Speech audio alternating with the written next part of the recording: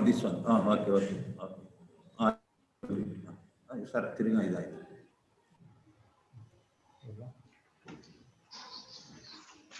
Okay.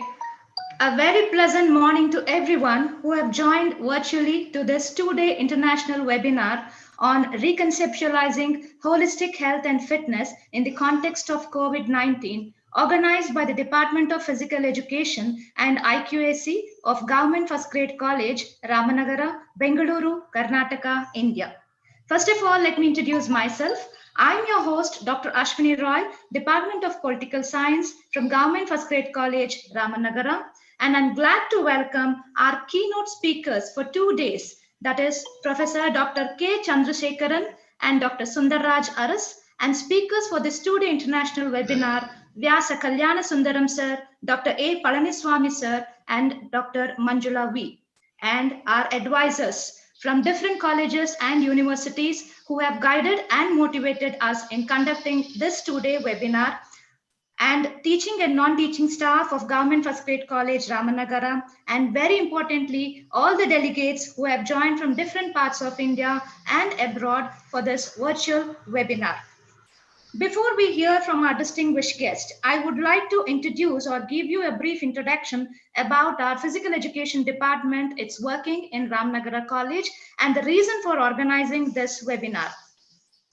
The Physical Education Department of Government First Grade College, Ramanagara, aims to provide our students with the skills, knowledge, and opportunities that will enable them to develop and maintain a lifelong enjoyment of physical activity and to prepare them to take responsibility for their own health and well-being.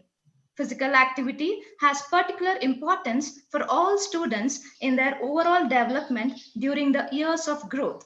As an integral part of the total educational program, physical education contributes to the physical, mental, social, and emotional development of the students.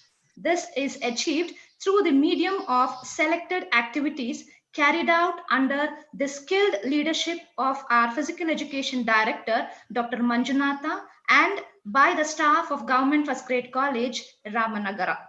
Now, during this pandemic, the role of physical education department in almost all the colleges and universities has acquired importance in creating fitness awareness. The reason being, the COVID-19 pandemic is an unprecedented time all across the world.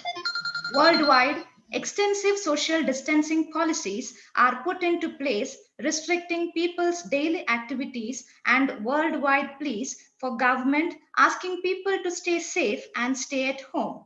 This, of course, means that most people will spend much of their time, if not all, at home.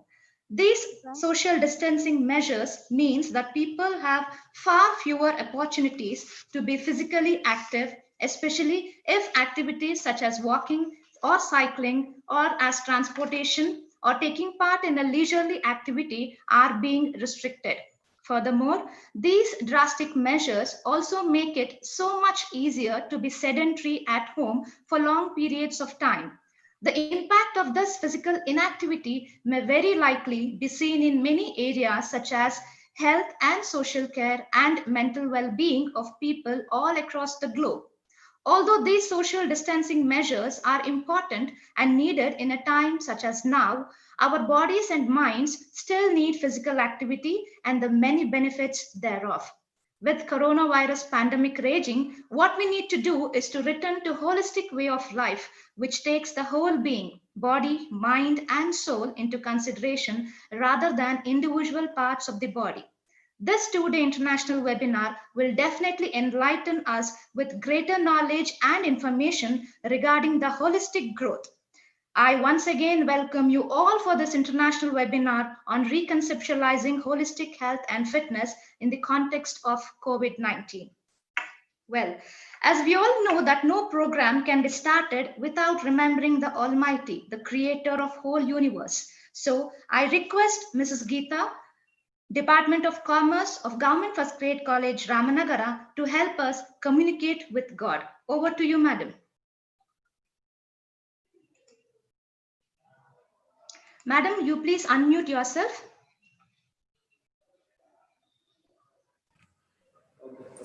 Thank you very much. Very good morning, all. This is recited by the great saint and all well-known saint, Kanakadasa, and this is totally dedicated to the Lord Vishnu. ತೊರೆದು ಜೀವಿಸಬಹುದೇ ಹರಿ ನಿನ್ನ ಚರಣಗಳ ಬರಿದೆ ಮಾತೆ ಅರಿತು ಕೇಳುವೆನು ತೊರೆದು ಜೀವಿಸಬಹುದೇ ಹರಿ ನಿನ್ನ ಚರಣಗಳ ಬರಿದೆ ಮಾತೆ ಅರಿತು ಕೇಳುವೆನು ತಂದೆ ತಾಯಿಯ ಬಿಟ್ಟು ಜಪವ ಮಾಡಲು ಬಹುದು ತಂದೆ ತಾಯಿಯ ಬಿಟ್ಟು ಜಪವ ಮಾಡಲು ಬಹುದು ದಾಯಾದಿ ಬಂಧುಗಳ ಬಿಡಲು ಬಹುದು ದಾಯಾದಿ ಬಂಧುಗಳ ಬಿಡಲು ಬಹುದು ರಾಯತ ಮುನಿದರೆ ರಾಜ್ಯವನ್ನೇ ಬಿಡಬಹುದು ರಾಯತ ಮುನಿದರೆ ರಾಜ್ಯವನ್ನೇ ಬಿಡಬಹುದು ವಾರಿಜಾಪಿತ ನಿನ್ನ ಅಡಿಯ ಬಿಡಲಾಗದೋ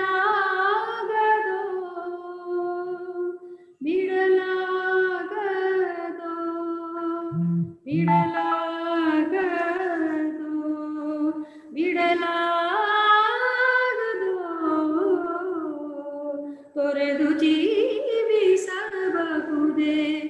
ಹರಿ ನಿನ್ನ ಚರಣಗಳ ಬರಿದೆ ಮಾತೆ ಅರಿದು ಕೇಳುವೆನು ಪ್ರಾಣವನ್ನು ಬರಲು ಬಿದ್ದರೆತ್ತಿ ಕೊಡಬಹುದು ಪ್ರಾಣವನ್ನು ಬರಲು ಬಿದ್ದರೆತ್ತಿ ಕೊಡಬಹುದು ಮಾನದಲ್ಲಿ ಮನವ ತಗ್ಗಿಸಲು ಬಹುದು ಮಾನದಲ್ಲಿ ಮನವ ತಗ್ಗಿಸಲು ಬಹುದು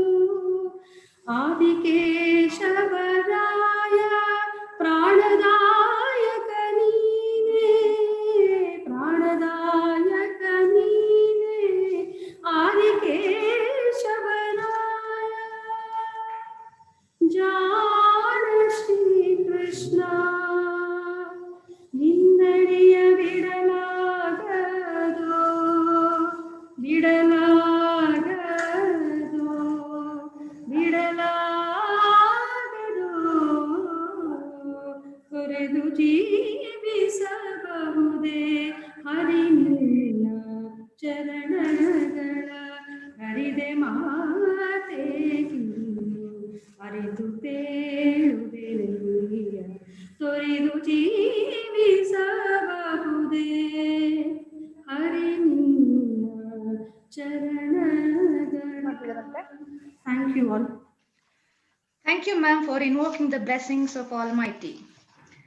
Now, I request Shri Manjunatha, Department of English and IQSC Coordinator, to deliver the welcome address.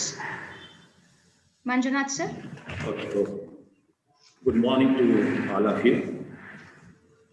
A two-day international virtual seminar on reconceptualizing holistic health and fitness in the context of COVID-19 is being organized by Department of Physical Education, Government Funded College, Ramnagara, Karnataka, India.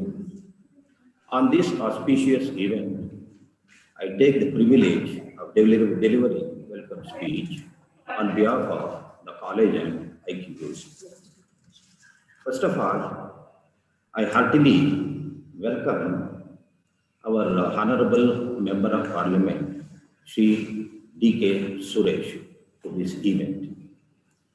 Next, I welcome heartily our Honorable CDC President, and a member of Legislative Assembly, Srimati Anita Kumaraswamy, to this event. Next, I heartily welcome our Minister, Deputy Chief Minister, Dr. C.N. Ashwath Narayana, and the district in charge minister to this event. And then I welcome heartily our respected Commissioner of Collegiate and Technical Education, Sri Pradeep Prabhakar, IAS. And also I welcome heartily our respected Director of the Department, Sri Malleshappa. I heartily welcome our advisory committee, all the members of the advisory committee. I also welcome Professor Venkatachalapati and Manjula V to this event.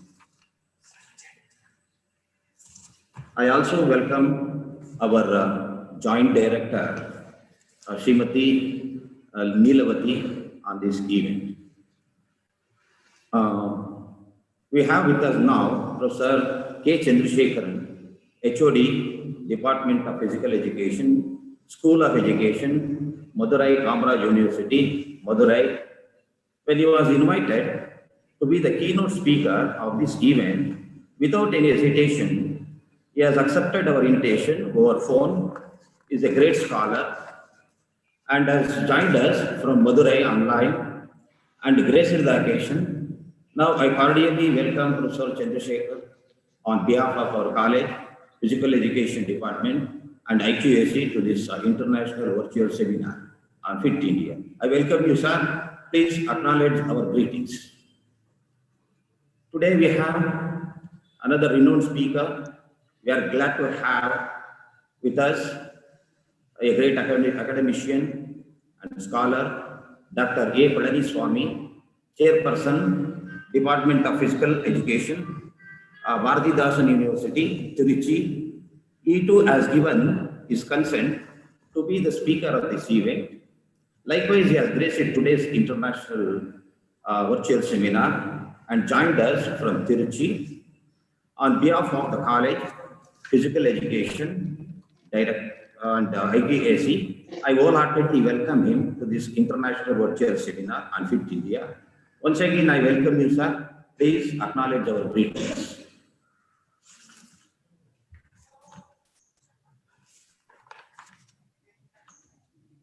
And we have with us Sri Vyasa Kalyana Sundaram, Chief Yoga Therapist, Astanga Yoga Mandir, Sri Lanka, Chief Yoga Instructor, Swami Vivekananda Cultural Center, Cultural Unit of Indian High Commission, Sri Lanka.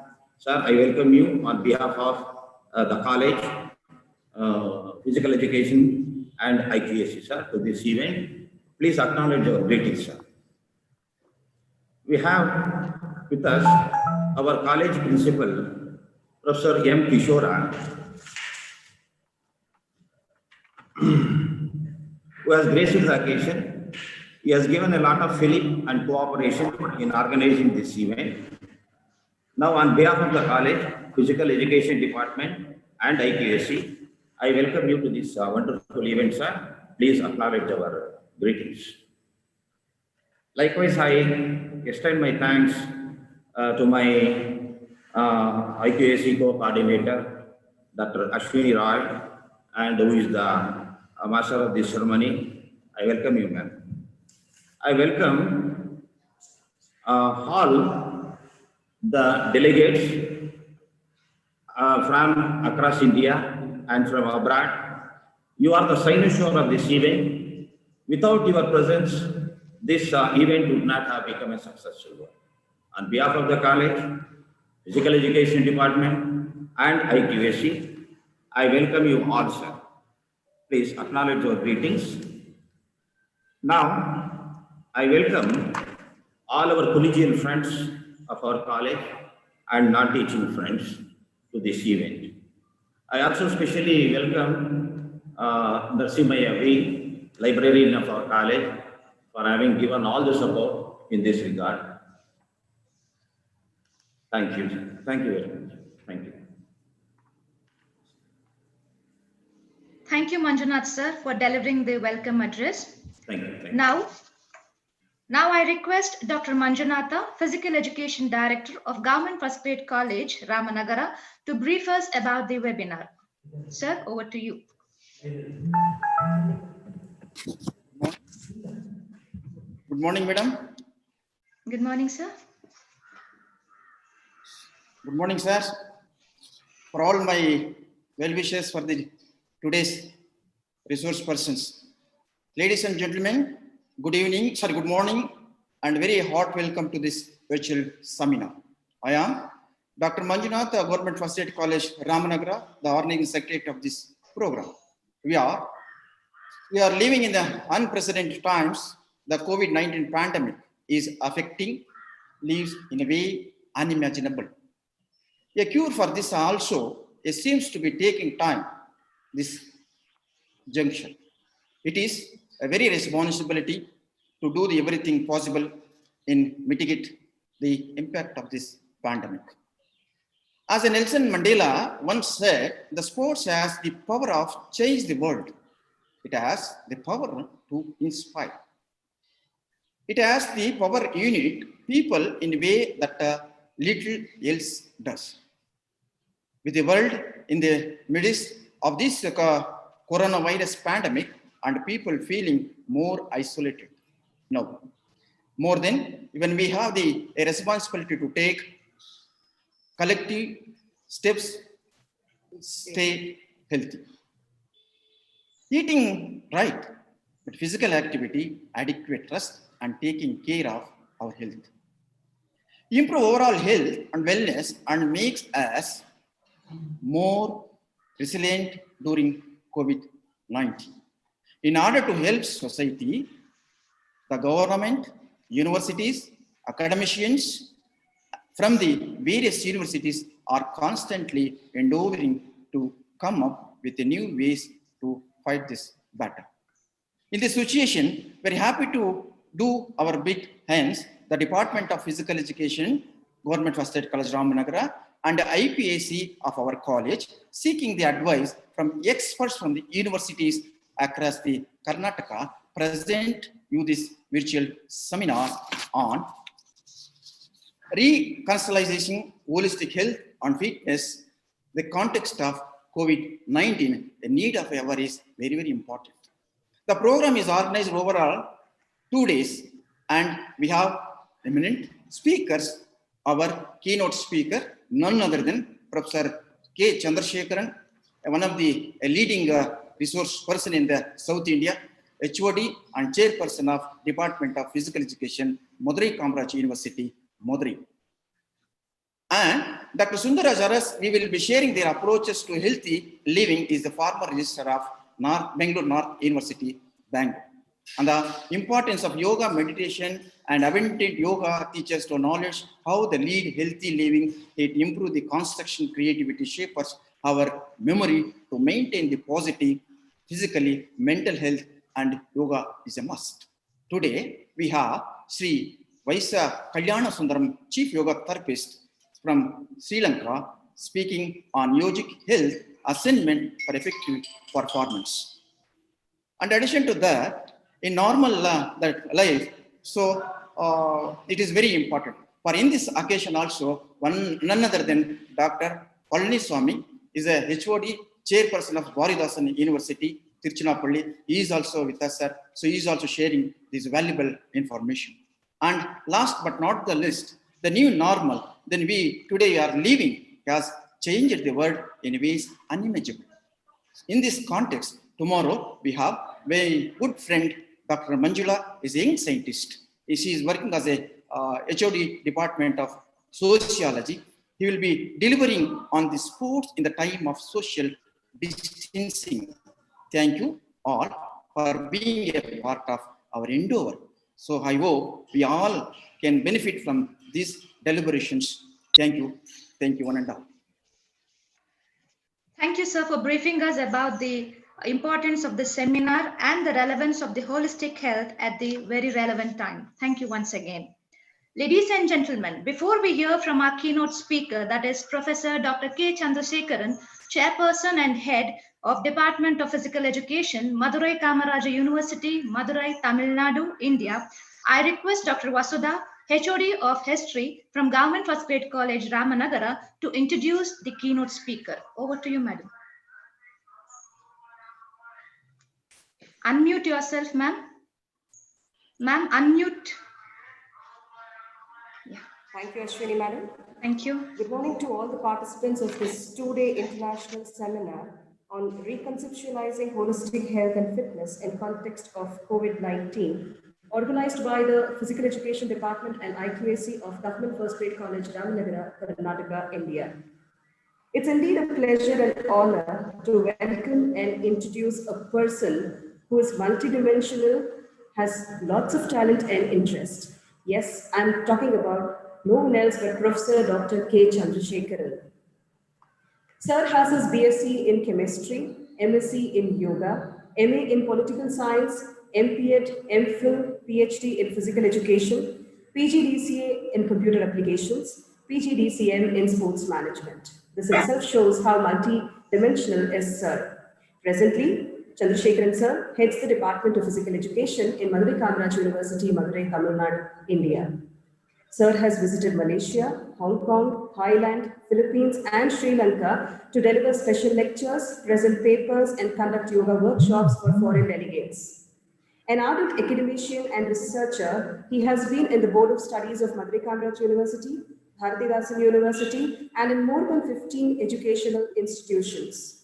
Sir has produced more than 30 PhDs, 38 MPhils, and presently 7 research scholars are pursuing their research under him.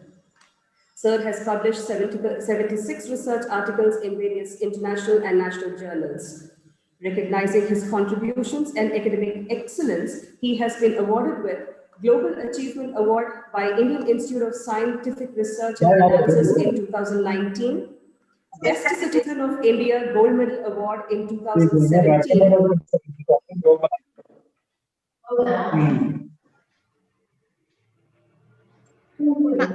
Ma'am, can you unmute?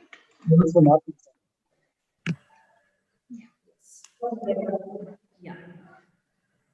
So recognizing Sir's contribution and academic excellence, he has been awarded with Global Achievement Award by Indian Institute of Scientific Research and Analysis in 2019, Best Citizen of India Global Gold Medal Award in 2017 by Global Economic Progress and Research Association.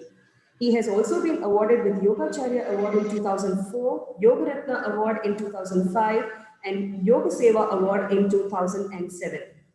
I'm sure all the participants are going to benefit with the vast knowledge that Sir holds. I take this opportunity to welcome you, Sir, and feel very proud to introduce such a multi-talented personality. Once again, on behalf of the college, Physical Education Department, and IQAC Committee of the college, I extend a wholehearted welcome to you, Sir. Thank you. Thank you, Vasudha madam, for introducing our keynote speaker. Well, he is definitely a polymath personality. That's what I wish to say. And once again, I welcome you, sir. And now I hand over the session to Professor Dr. K. Chandrasekharan, Chairperson and Head, Department of Physical Education, Madurai Kamaraja University, Madurai. Thank you, sir. And I hope he will throw insight on this very relevant topic. Over to you, sir. Thank you, ma'am. The most respected, the principal of the dynamic Government First Grade College, Ramanagara, Karnataka, Professor Kishora, the respected, vibrant organizing secretary of this 2 days international virtual seminar on reconceptualizing holistic health and fitness in the context of COVID-19, and my good friend, Dr. Manjunatha, the Director of Physical Education of this esteemed institution, and respected Professor S. Manjunatha, HOD, Department of English, IQAC Coordinator,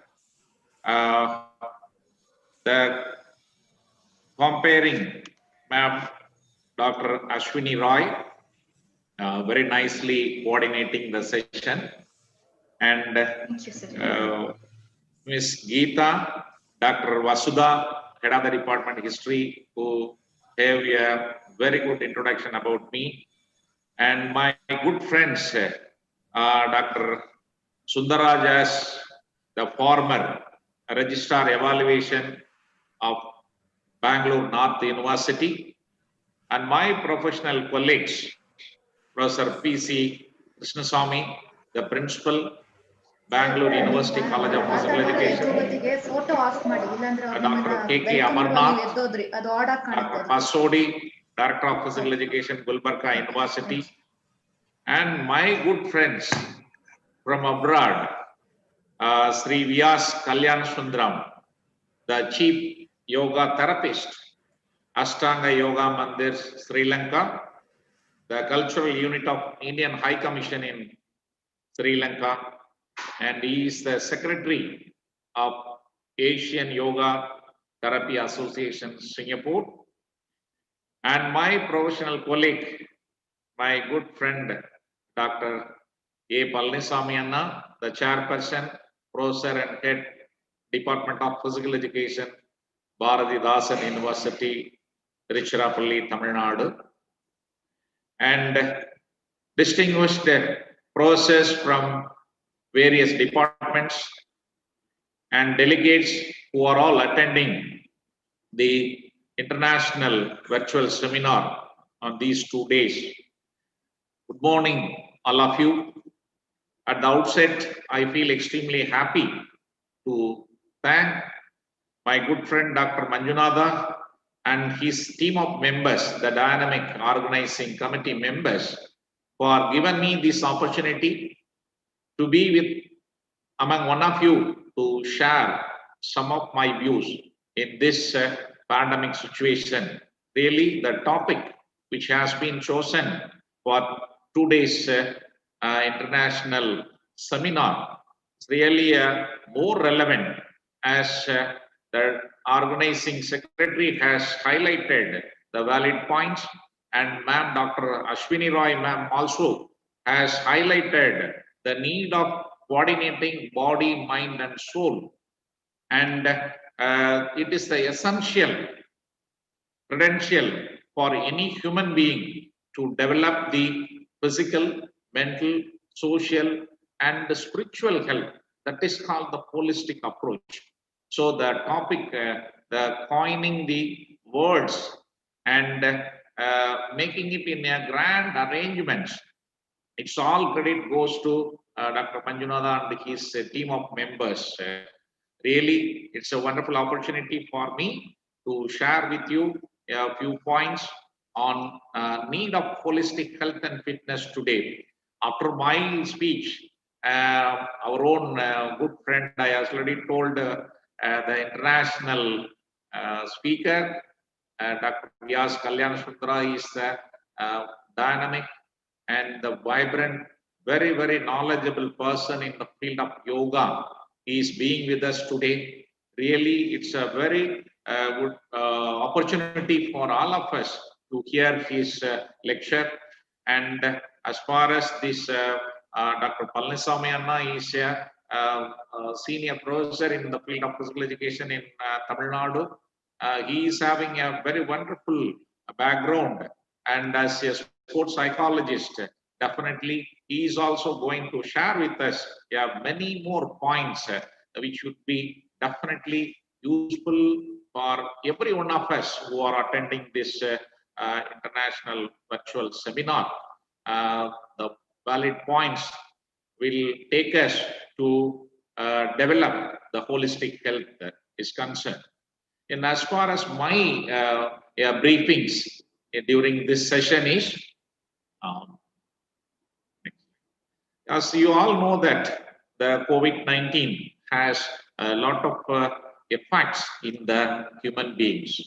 Every human being in the whole world is afraid and facing a stress and tension of what's going to happen in the next moment.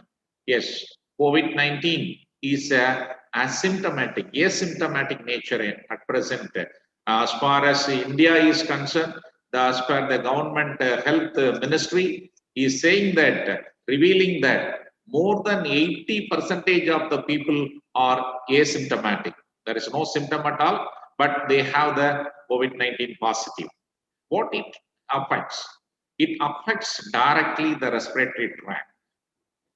Many of you, every one of you might be aware of that, but it is our duty to understand the concept, how it affects, and what is the remedial programs, and how we can come out from the pandemic situation.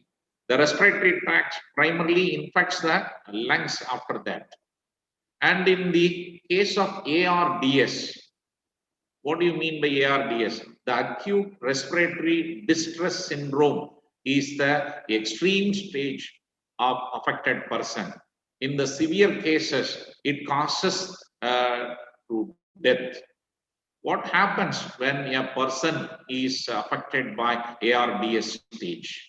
That means in that condition and during that coronavirus will affect the lungs, particularly in the alveoli, and secretes more amount of fluid. That fluid will be accumulated in the lungs. The accumulated fluid is not in a position to eliminate it through our excretory systems. In that condition, the exchange of gas exchange, which takes place in the alveoli. Madam Ashwini Roy, Madam also pointed out during her address, the exchange of gas, oxygen, is not absorbed in the blood circulation. Ultimately, that person leads to death. That is the condition. So once we understand in my talk what I am going to share with you briefly about the physiology of the lungs and its function, and how best we can develop by means of yoga and various physical activities can be helpful, and how the mental health as well as the social and spiritual health can be developed. There is some scientific valid points I am going to show that in the last slides. Yeah, what is holistic health? And Madam also mentioned, and Manjunatha also has highlighted. Many of us are thinking that if we are having physically good, we are having a contented thought that we have a good health. Of course, physically good, but during the pandemic situation, we are supposed to maintain the holistic level of health. What do you mean by holistic? These four fundamental concepts: physical health, mental health, emotional health, and spiritual health. These four parts of human being work cohesively together in order to facilitate homeostatic well-being for optimal health. Yes. What is physical health? Generally speaking, when we do some sort of physical activity, definitely we will maintain the physical health. Mental health, it is the need of the hour. Whatever the situations we are facing, definitely it will affect during the pandemic situation. The environment will affect our mental health. And once the mental health is disturbed, our emotional level will be imbalanced. Once the mental and emotional level is not in a homeostatic state, the spiritual health is absolutely not in a position to cope up. What do you mean by spiritual health? Spiritual health is nothing but having confidence, having a faith on some supernatural power. If you are a believer of God, have the God is a supernatural power. If you are not having that concept, some extraordinary power, which is the external force which controlling the human being, that supernatural powers, you should be believe on that. In such a way, if a person is maintaining all these four concepts of health: physical, mental, emotional, and the spiritual level of the individual in a collective manner, then only we can enjoy the life, we can have a happiest and peaceful life during this pandemic condition is concerned. Yeah. Here you can see that this Economics Times and the Week, the famous journals have mentioned that Harvard Medical School recommends yoga to deal with COVID-19 anxiety. You all very much aware that the COVID-19 coronavirus has been infected late 2019, November. It was spread through from China to various countries. And this important medical research findings has been published in the month of March 16, 2020. You see that Harvard Medical School is a well-renowned medical research center in the global is concerned. They have mentioned, they have highlighted the real findings of how the yoga can be helpful to face the situation, to overcome the situations during the COVID-19 is concerned. Next slide. And you all know that how the yoga techniques or physical exercise are differ from each other. I am giving a 4 concepts. Mainly the yoga practices. I hope and I understand that Dr. Vyas Kalyana Sundara may talk much on this. But basically a physical educationist and interested in exercise physiology. When we do any sort of physical activity, what happens in the physiological system? That is the main concept of physical and mental synchronization is concerned. Yes, in yogic techniques, these 4 concepts, the slow, relaxed, rhythmic, and with awareness way of you are practicing.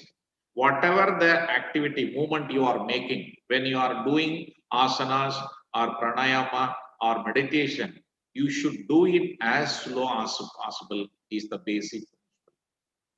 And whatever the activity, whatever the work in yoga techniques are concerned, it should be done in a relaxed manner. Not only in the mental relaxation, in the physical relaxation also. You may ask how it is possible. Yes, we can do it. You should not apply unwanted stress on the any part of the muscle or any part of the cells in the body. When you have a thought in your mind, definitely there will be a stress in our muscles. That's why you relax yourself, you feel that it's all be realized. Once you realize that I am doing it in a systematic manner, I am doing it for my benefit, I am not for any other purposive. Don't do it in a very purposive in your mind. There will be some sort of unwanted stress arises in our mind. Definitely.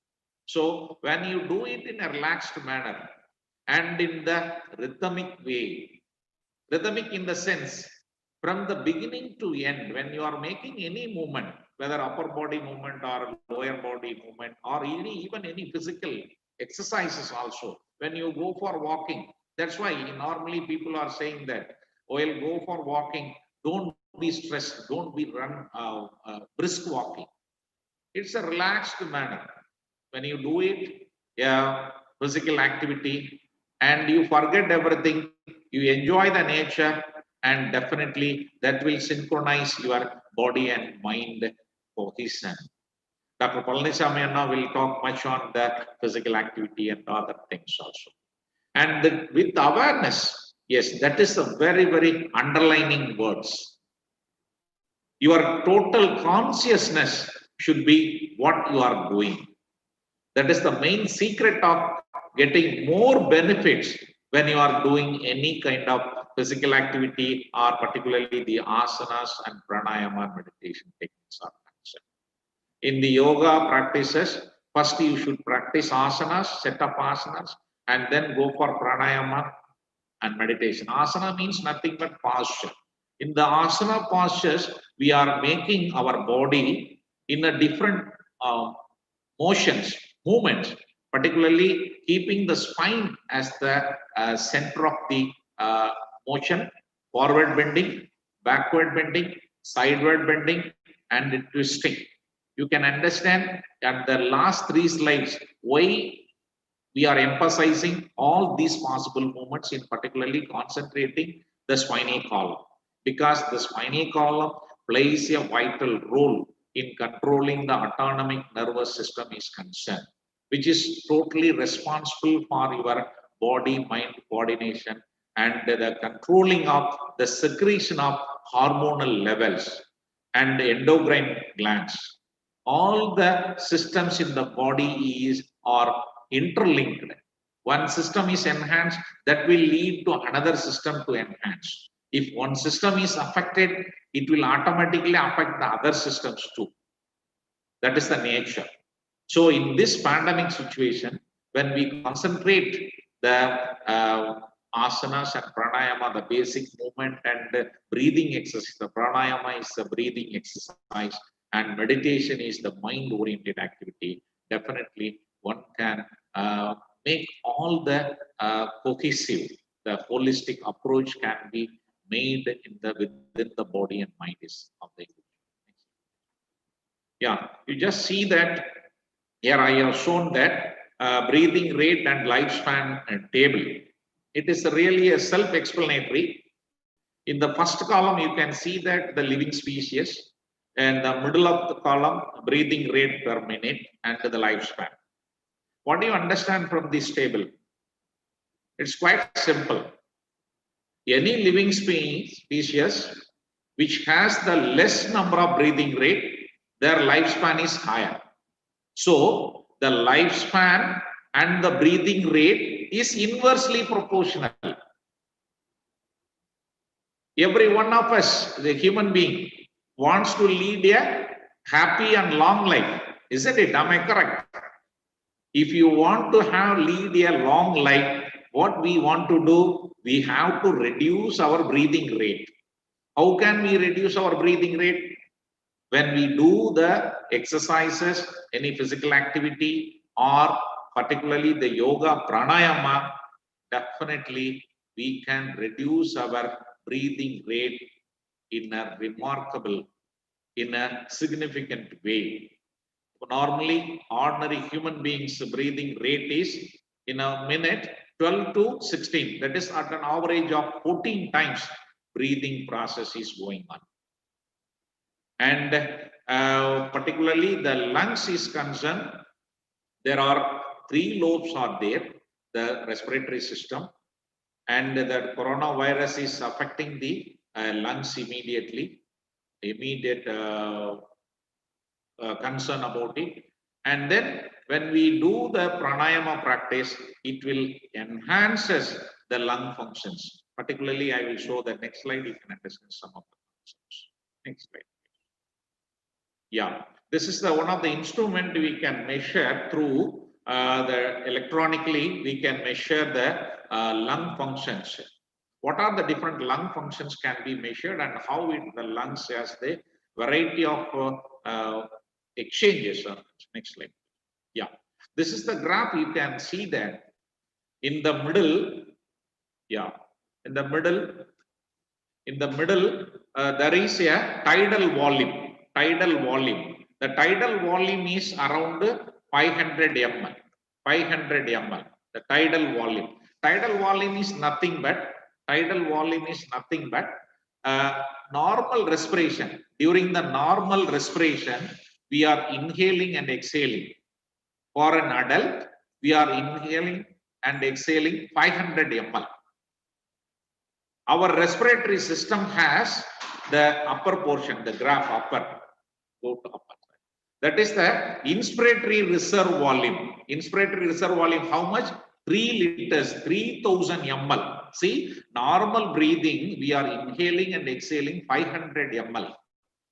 When you go for deep breathing, I am inhaling the maximum inhalation.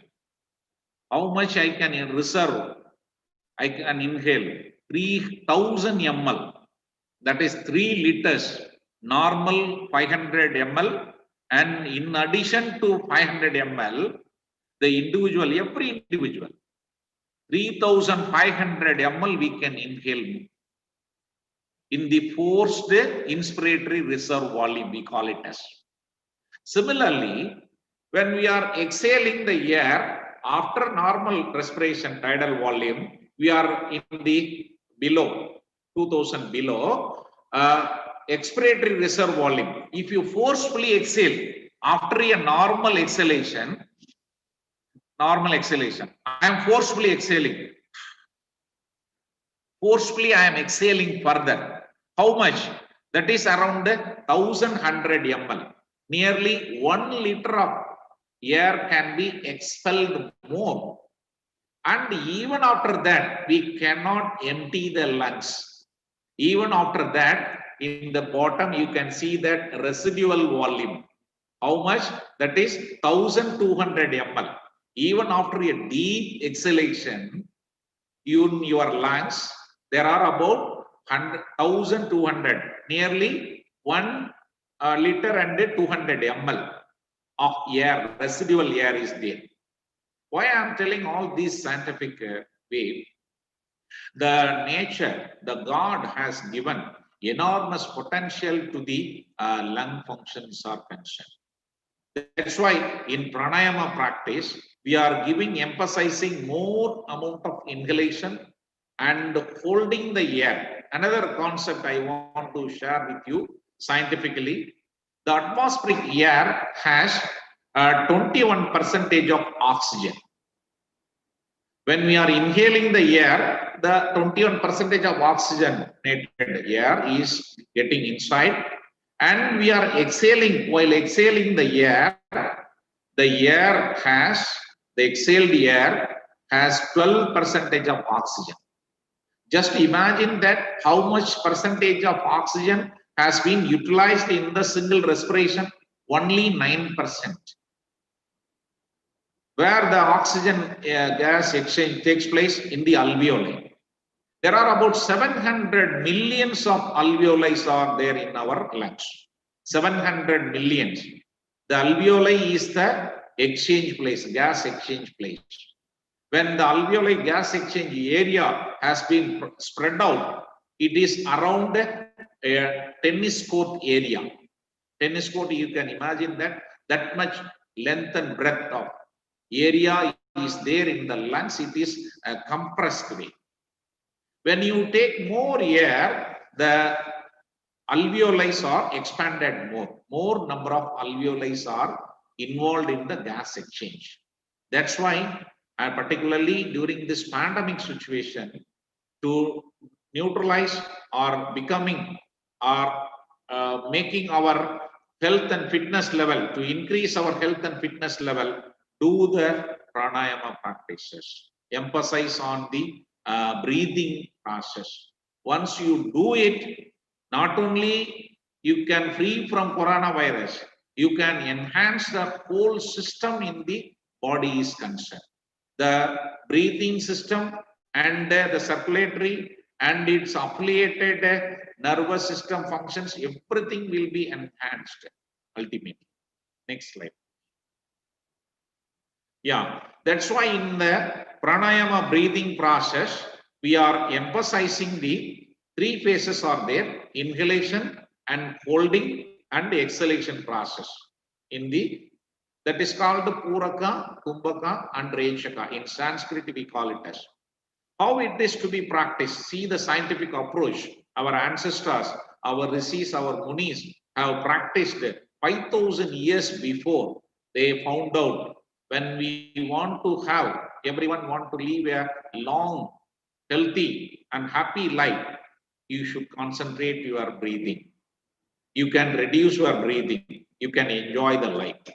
How? The beginning stage, just inhalation and exhalation to be introduced. And after a few weeks of practice, slowly introduce the Kumbhaka phase and the exhalation process. 1:1:2 ratio. And few months of practice, slowly increase the Kumbhaka phase, 1:2:2. And when you are mastering the pranayama practice, 1:4:2 ratio. Just imagine, in normal course of respiration, 5 seconds is more than sufficient for taking more amount of inhaled air. That is, I am inhaling. Within 5 seconds, you can fill the air as much. How you can see that 3,500 ml plus 500 ml, around 4 liters of air, the atmospheric air can be filled in the lungs. How much time you have to hold it? 20 seconds you have to hold it. Why? Because more number of alveoli are put into action and more amount of oxygen which is present in the atmospheric air, the gas exchange will be more. The research studies reveals that once the pranayama practitioners have the 15 to 20% of the oxygen absorption is higher than the normal person is concerned. And the exhalation is 10 seconds. Just you add all these things, 5 plus 20 plus 10. That is 35 seconds needed for a single breath. Just imagine, for a single breath, how much time we are spending? 35 seconds. Now, in a minute, how many breaths we are having? Only 2 breaths. When you are master in pranayama practice, during the pranayama practice session, what will be your breathing rate? Our breathing rate will be 2. That much of reservation, that much of capacity, that much of potential every human being is having. We should understand the reality that God has given the potentials to every human being. It is up to us to enrich, enhance our lung function, particularly this pandemic situation I am emphasizing. And what is the scientific approach? Another scientific belief or scientific evidences are there. When you are talking about the nostril breathing, there are about 72,000 of nadis are there. Nadi is channel, 72,000 of nadis are there. Out of 72,000, these 3 nadis, what I have shown in the slides, Ida Nadi, Pingala Nadi, and Sushumna Nadi. Ida Nadi is nothing but the channel which passes through the left nostril passage up to trachea. This is called Ida Nadi. And the Pingala Nadi is the right nostril. The Sushumna Nadi is nothing but the channel which is passing through the spinal cord. When you see the picture in the spinal column, the Ida Nadi and the Pingala Nadi is intersecting in 7 points. These 7 points are called in Yoga Sutras, Yoga literature, chakras. In the modern allopathy science, allopathy doctors, what they are saying, these intersection points are called nothing but the ductless glands nerve plexus. So that's why the forward bending asanas, when you are selecting asanas, all movements, all possible movements of forward bending, backward bending, sideward twisting asanas should be selected in the course of training schedule. And another important in this Omkar meditation, there are a lot of meditation techniques are there. Just breathe observation or observing the object. I'm having a simple demonstration and the scientific basis belief in the meditation techniques of Omkar meditation. It is as a scientist in exercise physiologist, what we have observed, when we are pronouncing the sound O and Im, how we are making the sound.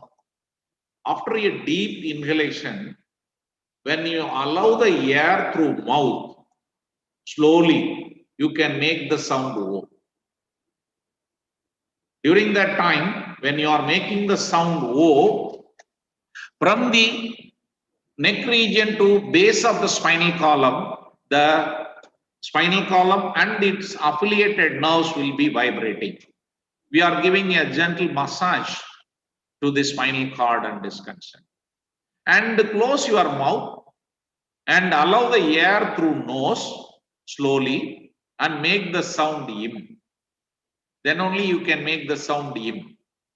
During that time, your total head region will be vibrating. Why I am telling this simple pronunciation of O sound and im sound when you are making, your total nervous system, the spinal column, there are about 31 pairs of spinal nerves are there. 31, each vertebrae, there is a nerve, a pair of nerves pass on through left side and the right side. Each nerve will have the affiliation to the certain muscle groups, motor units. And in the head region, there are about 12 pairs of cranial nerves. When you simply pronouncing or making the sound, the O and im, your total nervous system is activating. Particularly, not only the peripheral nervous system, your autonomic nervous functions, the autonomic nervous system functions will also be activated internally. Just I want to demonstrate a simple one mantra. Take deep inhalation.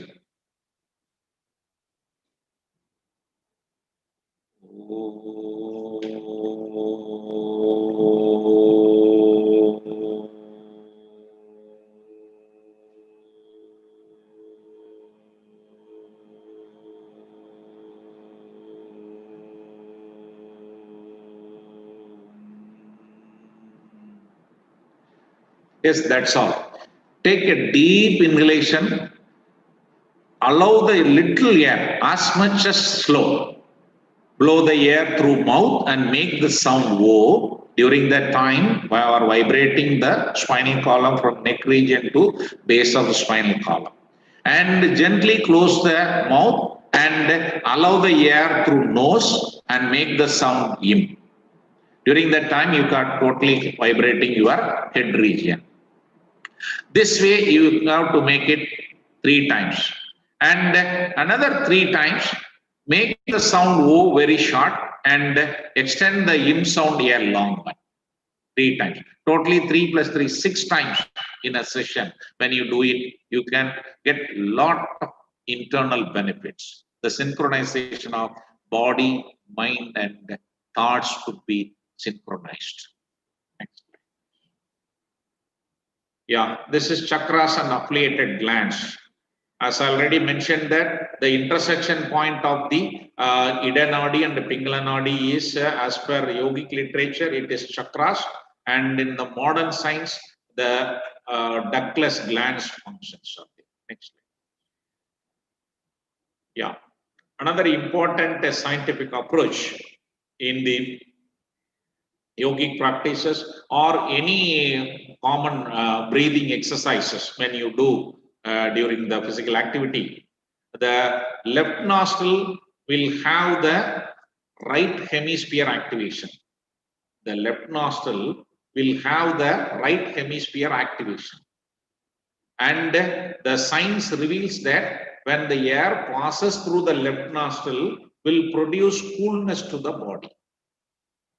Similarly, the air which passes through the right nostril will have the activation of the left hemisphere of the brain. And similarly, the air which passes through the right nostril will produce warmness to the body. Now you can understand in your life experience. The internal septum, nasal septum, in between the left nostril and right nostril, there is a flexible cartilage bone is there. According to the need of the body temperature, our nostril passage will be automatically partially closed. You can watch during the winter season. All of a sudden, the left nostril will be blocked because that time your body is in need of warmness. This is the autonomic nervous function. Automatically, it will partially tilt the internal column, partially closing the left nostril and allow more air through the right nostril and make the body to warmness. Suppose if your body is too warm and automatically the nasal septum the flexible cartilage bone will partially moving to right side and allow the air, more air through left nostril. When you are having very anger, when you are very anxiety, your right nostril will be dominating. The air which passes through the right nostril will activate active aggressiveness. The more air passes through the left nostril will produce coolness and the passiveness in the body. Yes, what is the need of the hour? Whenever the environment we are facing, our body system should be in a balanced way. Whatever the activity is raised, it automatically it should be bring down naturally. So when you do the pranayama or when you have the alternate nostril breathing exercise or both nostril exercises, breathing exercises, that will internally, scientifically activating the right and left hemisphere equally. And in terms, it will, the affiliated nerves will be also be activated further. Next slide. This is the one of the scientific approach. You can see that the vertebral column has the 5 segments: cervical region, thoracic region, lumbar region, sacral and coccyx. Next slide. Each vertebrae, I told that the vertebral column, each nerve is coming towards pair of nerves. Next slide. Spinal. Yes. The right nostril passage have the sympathetic activation. Where the sympathetic nerve points located? In the middle of the spinal column. Thoracic region 12 and the lumbar region 2, L1 and L2. Totally these 14 pairs of nerves, which is responsible for activating all our organs functions, which these 14 nerves will elevate everything. Next slide. Except the digestive system. And then the left nostril will have the parasympathetic linkage. Where the parasympathetic points, nerve points, is located in the head region, there are 5 pairs cranial nerves and another 3 pairs the base of the spinal column, sacral region, S2 to S4, S2, S3, S4.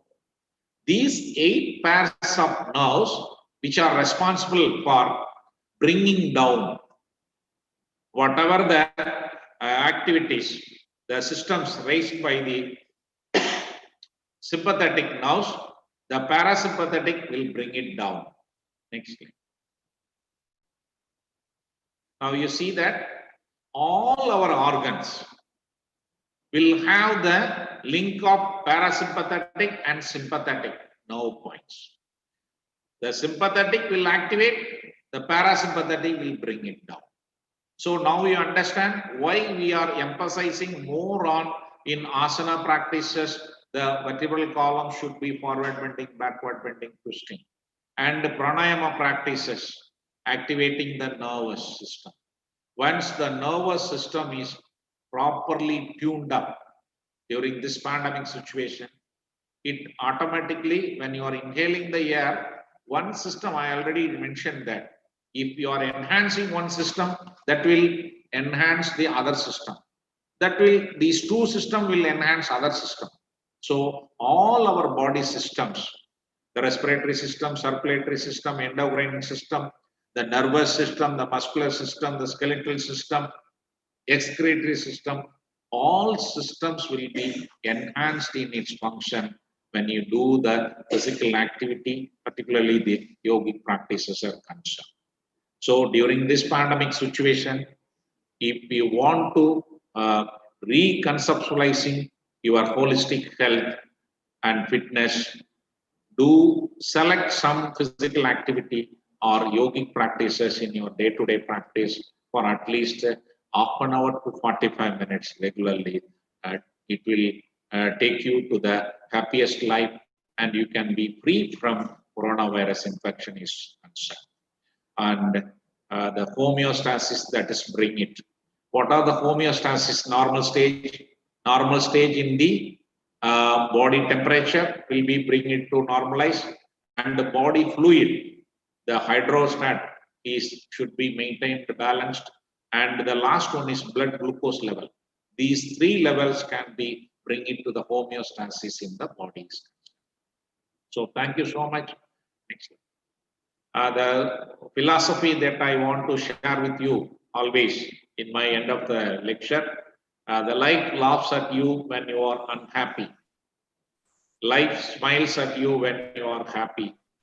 But life salutes you when you make others happy. Yes, many of you might have seen this slogan during WhatsApp and everywhere. But the last one, when you make others happy, try to do something for others. If you are not in a position to anything, don't do anything. Be silent. That itself, happy to you and others also. So, at the maximum possible extent, please do help others in this pandemic situation. Definitely, that will be not only helpful to others, that will internally help yourself to make yourself internal healthy feeling, happiest feeling. Thank you so much for the organizer for giving this best opportunity to share my views. Particularly, thank you, Dr. Manjunatha, the Director of Physical Education of Government First Grade College, Ramana Nagar, Karnataka, and the principal and the dynamic organizers. Really a wonderful organization, particularly the technical section is concerned. Dr. Manjula and other team members, and particularly the MC is very, very important for any program. Dr. Ashwini Roy, ma'am, and other persons, IPSC coordinator, all the persons who are all making it a grand success. Thank you, one and all. Thank you, Dr. Vyas Kalyansundaram sir, including others. I am also eagerly awaiting for your lecture, and as well Dr. Palnisamy. Thank you, all of you, for your patient listening. Thank you very much, sir, for enlightening about the role of yoga in developing our physical, spiritual, social, and mental health. As you rightly said, the COVID-19 pandemic has likely brought many changes to how you look at your life, and with it, uncertainty, altered daily routines, financial pressures, and social isolation. In recent times, a branch of modern medical science has developed and is known as psychoneuroimmunology. It deals with the phenomena of how our strength and emotions can affect our immune system. Stress, fear, and negative emotions are known to weaken our immune system, while yoga, including meditation, mindfulness, positive emotions, and relaxation, strengthen it. Thank you for enriching us relating to the yoga, the various techniques of yoga, and how exactly we are supposed to do it. And your thought-provoking address has definitely set a platform for our speakers to deliver their presentation in the areas of health and fitness. I hope you will be in this session. We'll take up the question hour after Vyasa Kalyana Sundaram sir finishes. I hope you are there, sir. Thank you once again, sir, for joining us live. Now, we cannot always control what happens around us, but what happens within us can be brought under our control with true knowledge, diligent practice, and patience. Just like we follow a healthy diet and a regular exercise routine for physical fitness, we need to have a healthy mental diet of positive thought, emotions, and regular breathing exercise to ensure mental well-being. In this regard, we are entering to the first technical session of this two-day international webinar. And today we have with us Sri Vyasa Kalyana Sundaram, Chief Yoga Therapist, Astanka Yoga Mandir, Sri Lanka. And he'll be talking about yogic health assessment for effective human performance. And I request Dr. Ravi Kumar, Physical Education Director, Maharani Cluster University, Bengaluru, Karnataka, India, to introduce the speaker. Over to you, sir. Thank you, madam. Can you hear me? Yes, sir. Thank you. Namaskar. Good afternoon, everyone. First, I would congrats and thanks to Professor Kishore, Principal, Organizing Secretary, Dr. Manjunath, Physical Education Director, IQAC Coordinator, Associate Professor S. Manjunath, and faculty members of Government First Grade College, Ramanagara, Bengaluru, for giving me opportunity to introduce resource person to this international virtual seminar, Reconceptualizing holistic health and fitness in the context of COVID-19. It is my great privilege to introducing our speaker for the day, Sri Vyasa Kalyana Sundaram. Sri Vyasa Kalyana Sundaram has a BA Honors degree and MSc Yoga and Consultant. He is a visiting yoga instructor and examiner at Tranco campus, Eastern University, and Ghampa Vikramachi Institute, Kalyan University, and is credentialed as mentioned below. Head of Academic Department at the Institute of Human Excellency. He is currently working as Chief Yoga Therapist at Ashtanga Yoga Mandir, Sri Lanka. Chief Instructor at Swami Vivekananda Cultural Center, a cultural unit of Indian High Commission, Sri Lanka, since from 2004. Secretary of Asian Yoga Therapy Association, Singapore. He is affiliated to various institutions such as Swami Vivekananda Yoga Anusandhan, Samsthana, S. Vyas, Yoga Deemed University, Bengaluru, and Asian Yoga Therapy Association. Once again, I welcome you, sir, on behalf of Government Freshwater College and faculty members and the organizers. With this brief introduction about our resource person of this session, I conclude our introduction part. Thank you, everyone. Have a great day. Namaskar. Over to Ashwini Rai. Thank you, ma'am. Thank you, Ravi Kumar, sir. Thank you, Kalyana Sundaram, sir, for joining all the way from Sri Lanka. Before we hear from you, I just want to set the platform for you to begin your talk. A recent research has been conducted in Britain, and it was conducted among the university staff, for the university staff and the college members, and where they did an examination relating to the degree of stress and emotional well-being. And to control your emotional stress and well-being, they realized the effectiveness of yoga in enhancing emotional well-being and resilience to stress. So in this background, we are very much eager to hear from you the yogic health assessment for good human performance, sir. Over to you, sir.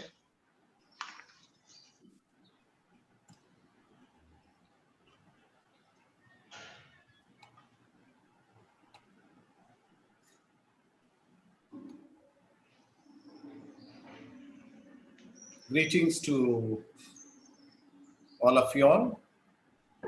I think we can share this presentation later.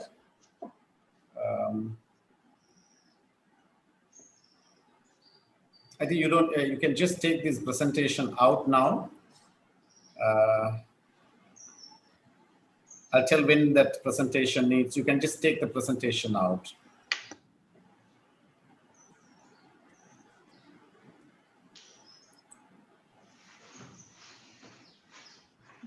It's a great pleasure of being a part of the program, which is being organized by the government first grade college, Ramnagar, affiliated to the Bangalore University.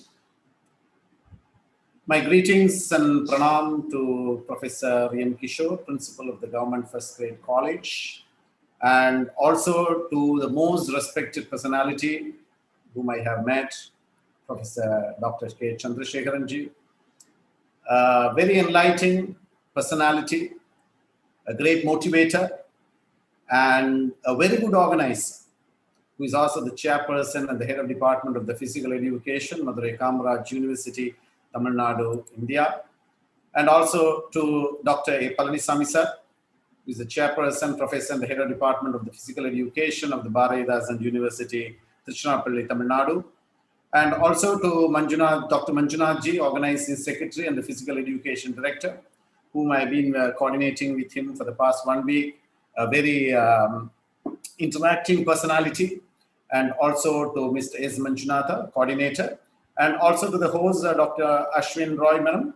And also to the Dr. Ravi Kumar, who has been introducing me to all of you. So Dr. Chandrasekharan ji has given a glimpse of picture. So the question comes, what do I speak? Because when it comes into COVID, he has explained the complete anatomy, the physiology, the paths, the spiritual aspects of things.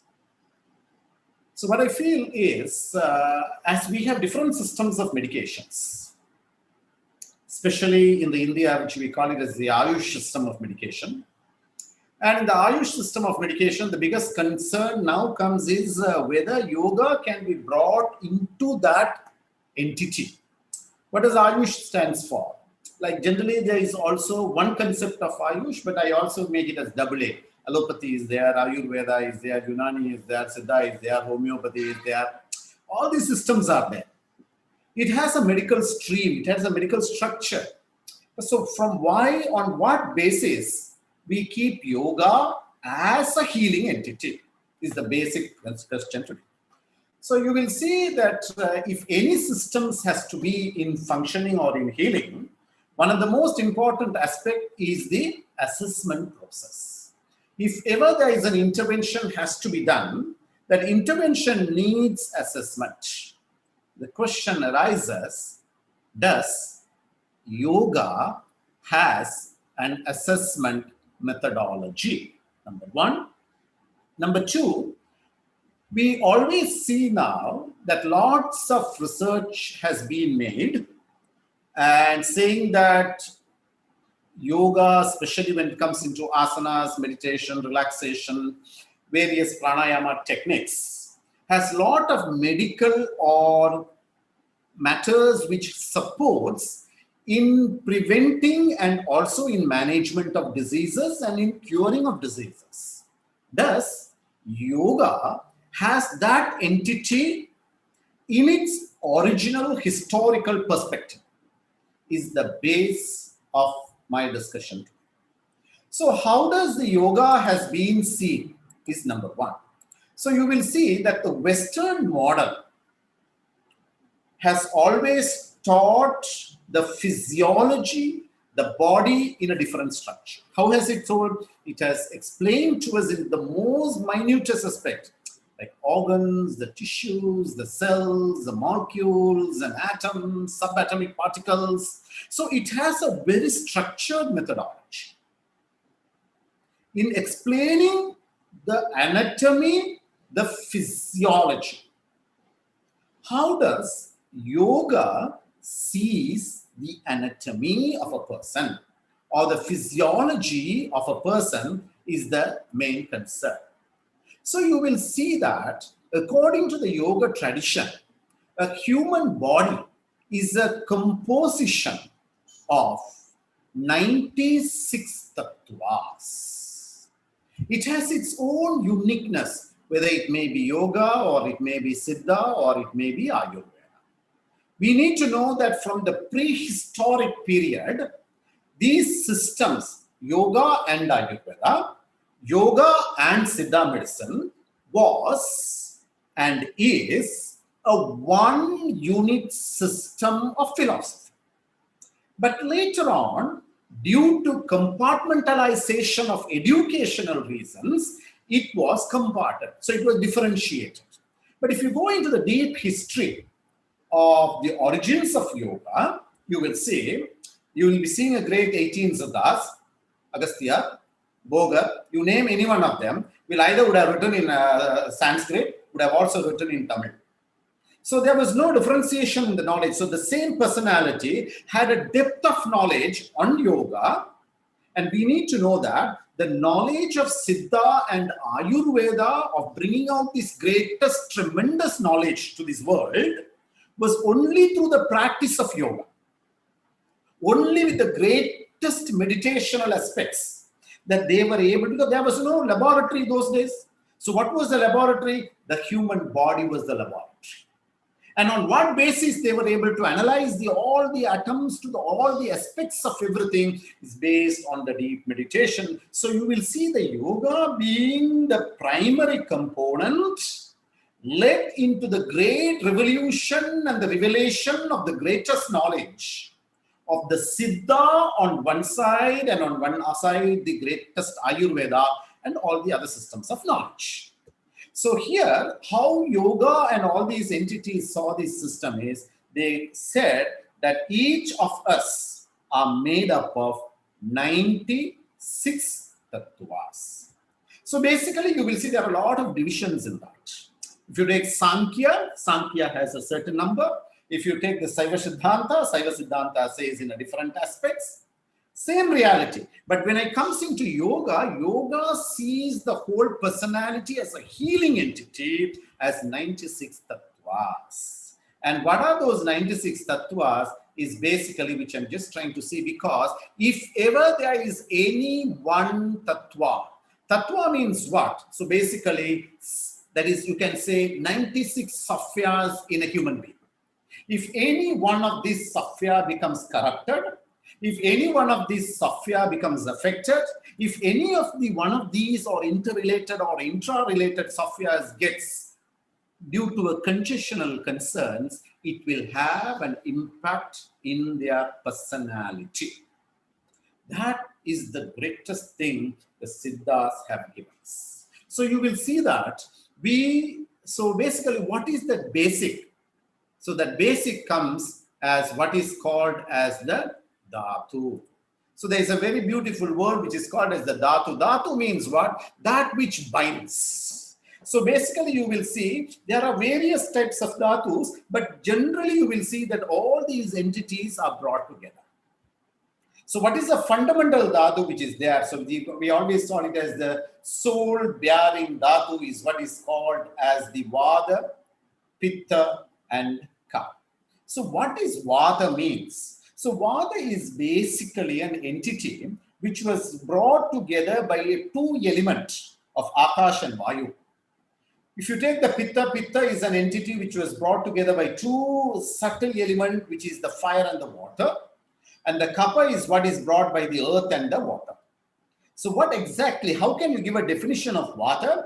Vata is denoted as a neural modulator, dynamic factor, and an electronic force. And what is pitta? Pitta is denoted as a metabolic and a biochemical mediator and a biochemical reactors of enzymes. And what does the kapha means? Kapha means basically it is denoted as an anabolic factor and the cohesive factor, respiratory of all the constructions of the living body. So this you will see that basically that the whole system, the basis of the whole system is basically comes from this vada, pitta and kapha. So this is the basic fundamental of the entities. So what are these 96 tattvas? So when we go into these 96 tattvas, we always have a good knowledge on what exactly it belongs. So I think I can share the screen by myself. Yeah. So you will see what is the first group. So we divide these tattvas into 30, 30, 36. I have also just given it in English also. And also it is easy also for you all also to read it in Kannada, I think, so that it becomes very comfortable for all the students to understand. So basically you will see that first is the Pancha Bhutas, the five elements: earth, water, fire, air, and ether. This is the first and the primary entities which is there in our system of that. Then you also have the second one is what is called as the five sensory organs: ear, body, nose, tongue, and eyes, which is there. So that is the five sensory organs. Then you have the five perception of cognitive senses, which is the sound, touch, smell, taste, and sight. So if any one of those things gets affected, so you will know that each of these, there is always a possibility that it can get affected.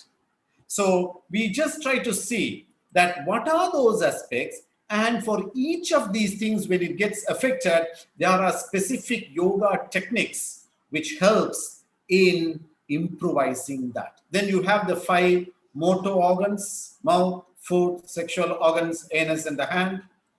Then you also have the 5 functions of the cognitive organs: the speech, the movement or the motions, the pleasure, the excretion, and the sense of give and taking things.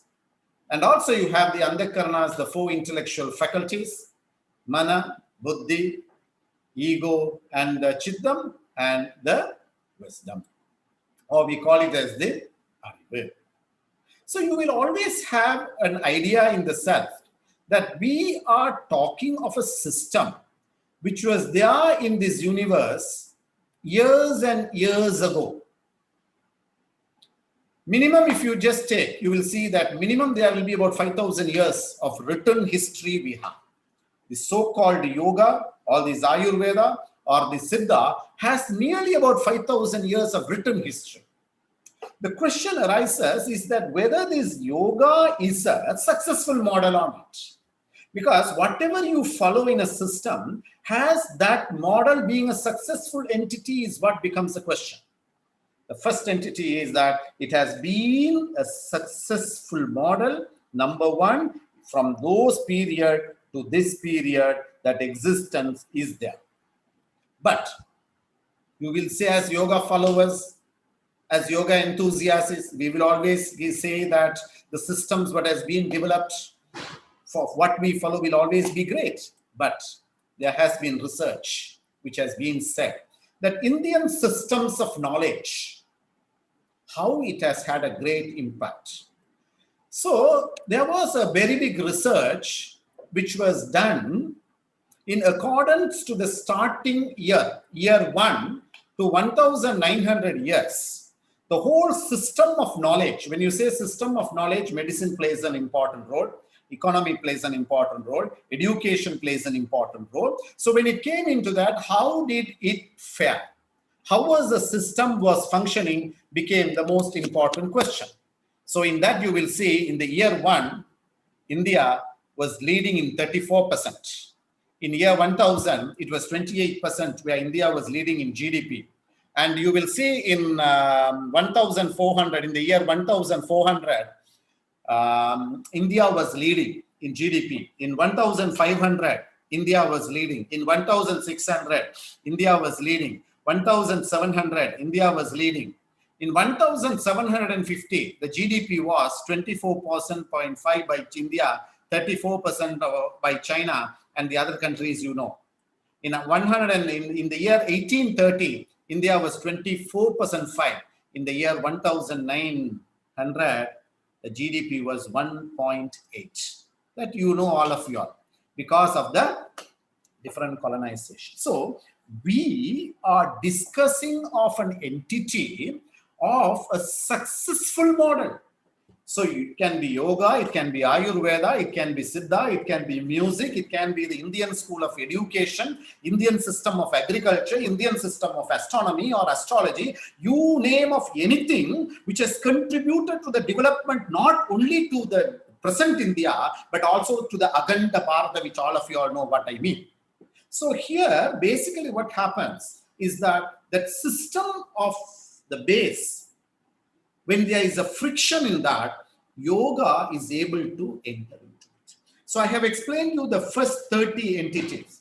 So when it comes into the Vada entity, only in 1940, in the Western system, they understood that this body has a different type of aspects. So what we mean by Vada was called to a certain level by endomorphic constitution. In 1940s, only West was able to bring that condition.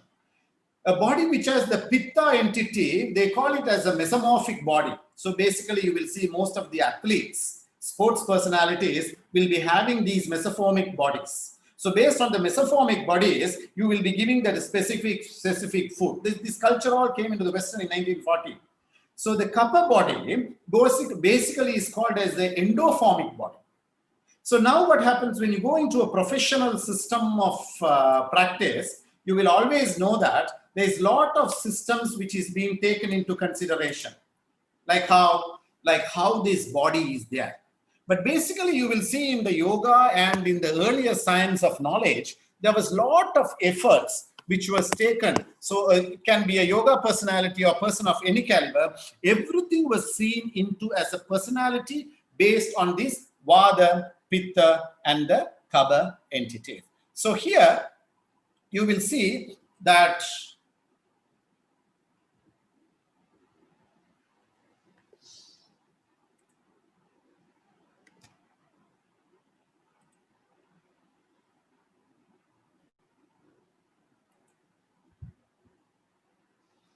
so we will be, I'll be just showing you few asanas. Basically, when any of these first tattvas gets affected, there are certain asanas and there are certain pranayamas which has been explained in detail by the great seers and sages of India. And all of these things you will see has a great impact in the system, and it has a great impact in the performance. So it is not only the physical body which they speak about. They also speak about the intelligence of an individual. So basically you will see how does the intelligence works. So how do they do the assessment of intelligence? So you will see, they will see a teacher, a good acharya. It can be of any system. They will look into the aspects and say, what is this person's performance is? What is the nature of this person is? And what type of thoughts are going into this mind? Based on the body language, they were able to assess that. So they will see whether there are certain aspects of this person's thought, discrimination. Is it more on food? Is it more on entertainment? Is it more on sex? Is it more on sports? Is it more on scientific information? Is it more on politics? Or is it more on art? Or is it more on philosophy or spiritual knowledge? There was a system of evaluating what kind of thought pattern a person is having in their day-to-day life. So you will see that there are certain asanas which has been explained. For example, you will see this asana is called as the Anila asana.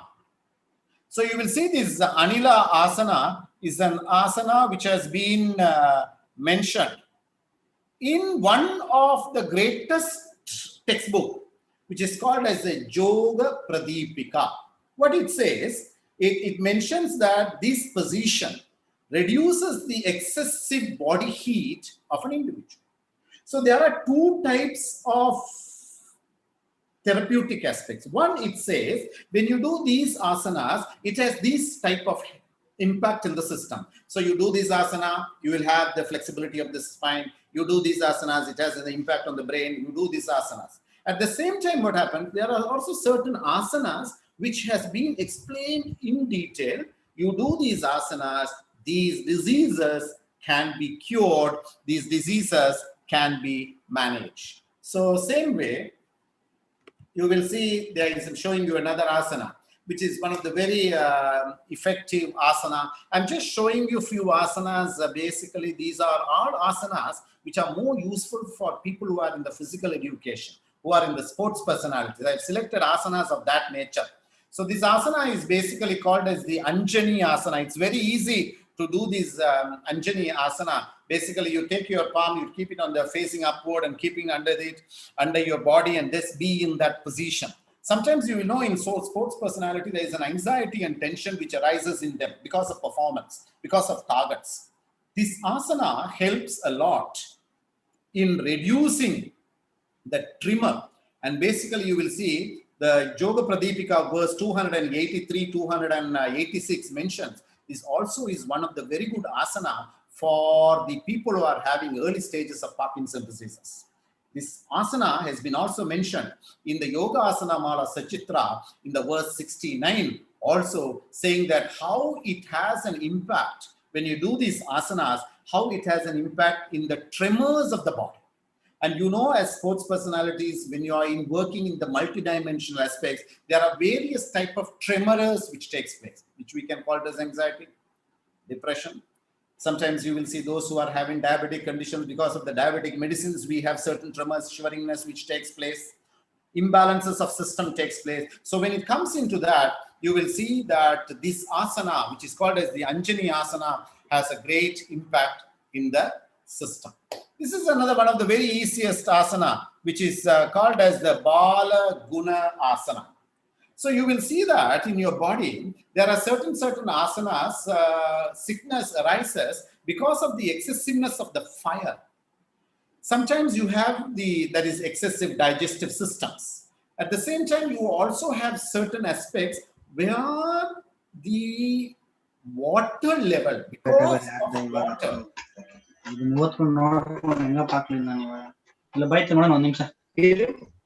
think you need to inform. Yes, thank you. So you will see that water-related sicknesses arises. This Bala Guna asana, which can be done by anyone. So basically, you will see this is one of the very good asanas, Bala Guna asana, which helps in water-related. So sometimes, continuous sneezing practices, continuous sneezing, excessive sweat. Understand?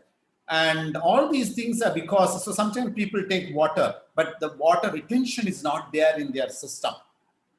This impact is well explained in the Yogasana Mala Sachitra in the verse 96. And then you have also another asana, which is called as the Bharadwaja asana. And Bharadwaja asana, you will see, is generally this asana is basically recommended for pregnant women. So any issues which is arising in the pregnant related conditions, this is being explained in a book which is called as the Yoga Ragasya in the 8th, 10th and the 16th verse. And this is one of the asanas which is called as the Vajrasana. Basically Vajrasana, all of us will have an idea that Vajrasana will be like kneeling posture. Vajrasana has 2-3 variations, and you will see this is the first variation of the Vajrasana because there is a Vajra Nadi. So when you sit, so it's similar to you as a Siddha Asana or Siddha Yoni Asana, but basically when you keep the foot in that position, the Vajra Nadi which is there in the system gets into the activation. So this is one of the best asanas to control the prana in your system. And yeah, there is a beautiful textbook which speaks about the therapeutic aspect, Yogananda Ragasyam, which is there in the Baroda Oriental Institute. There, it has been mentioned about this Vajrasana, the impact of the Vajrasana and all this. So this is the Vajrasana 2, where this is a very popular Vajrasana, which all of us basically know about it. And you will see that impact, everyone knows about it. So this is also mentioned in the same book. This is also another important asana, which is called as the Nagra Asana. So Nagra Asana is basically, there are 2 types of things. This Naga Asana is basically, it's mentioned in the Yoga Pradipika in the verse number 351 to 353. And it mentions on 2 aspects. One, it speaks about the effectiveness in alleviating chronic nasal disorders. These are some of the practices which should be done at the present time. It's not important that you need to do in Padmasana. But if you can put Padmasana, it will have a greater impact. If not, if you are not able to do in Padmasana also, this is fine. In the earlier period, you will see that these asanas was taught in mind understanding, bringing confidence into people. This was one of the asanas which was practiced for team building, family building. This asana was there. So basically, you will see the 2 of the heads will touch. Like that 4 people will be there in that, and then they do these breathing practices. So this is about this Nagarasana. I'm just also giving you some of the advanced asanas also. It's called as the Uttana Kurma Asana. All these people are all our instructors from the Ashtanga Yoga Mandir, Sri Lanka. So this Uttana Kurma Asana is one of the very toughest asana, which is generally given for sports personalities. Because as sports personalities, you need to have the maximum flexibility. If you have the maximum flexibility, highest amount of performance will come without deviating or diluting your energy. Then once you have a very good flexibility, then you can increase the stamina. So whatever the stamina practices you do, you know how to store it. The greatness of the yoga practices is whatever the effective practice you do, physical or yoga, once you add yoga into it, that becomes the greatest impact in the performance of individual. This asana is basically has been mentioned in a textbook which is called as the Hatha Sanket Chandrika, is one of the ancient books, which also speaks about sometimes when people have, especially sports personalities, when they have a lot of high performance and everything which has to be done, and when they have, so basically fever related issues can be taken care from this. So this is also another one of the asanas. So you just interlock your fingers and then you just bring your hands down. This is called as the Sumati Asana. This asana is well explained in the textbook which is called as the Yoga Pradipika 333 and 336 verse, which explains that this is one of the very good asanas for the intelligence enhancement. So whereas so specifically what has to be when you do a prana dharana, that is you focus on the prana dharana, what happens, the expansion of the buddhi takes place in your system is basically what is explained. This is also another one of the very good asanas which is called as the Valgulyanasana.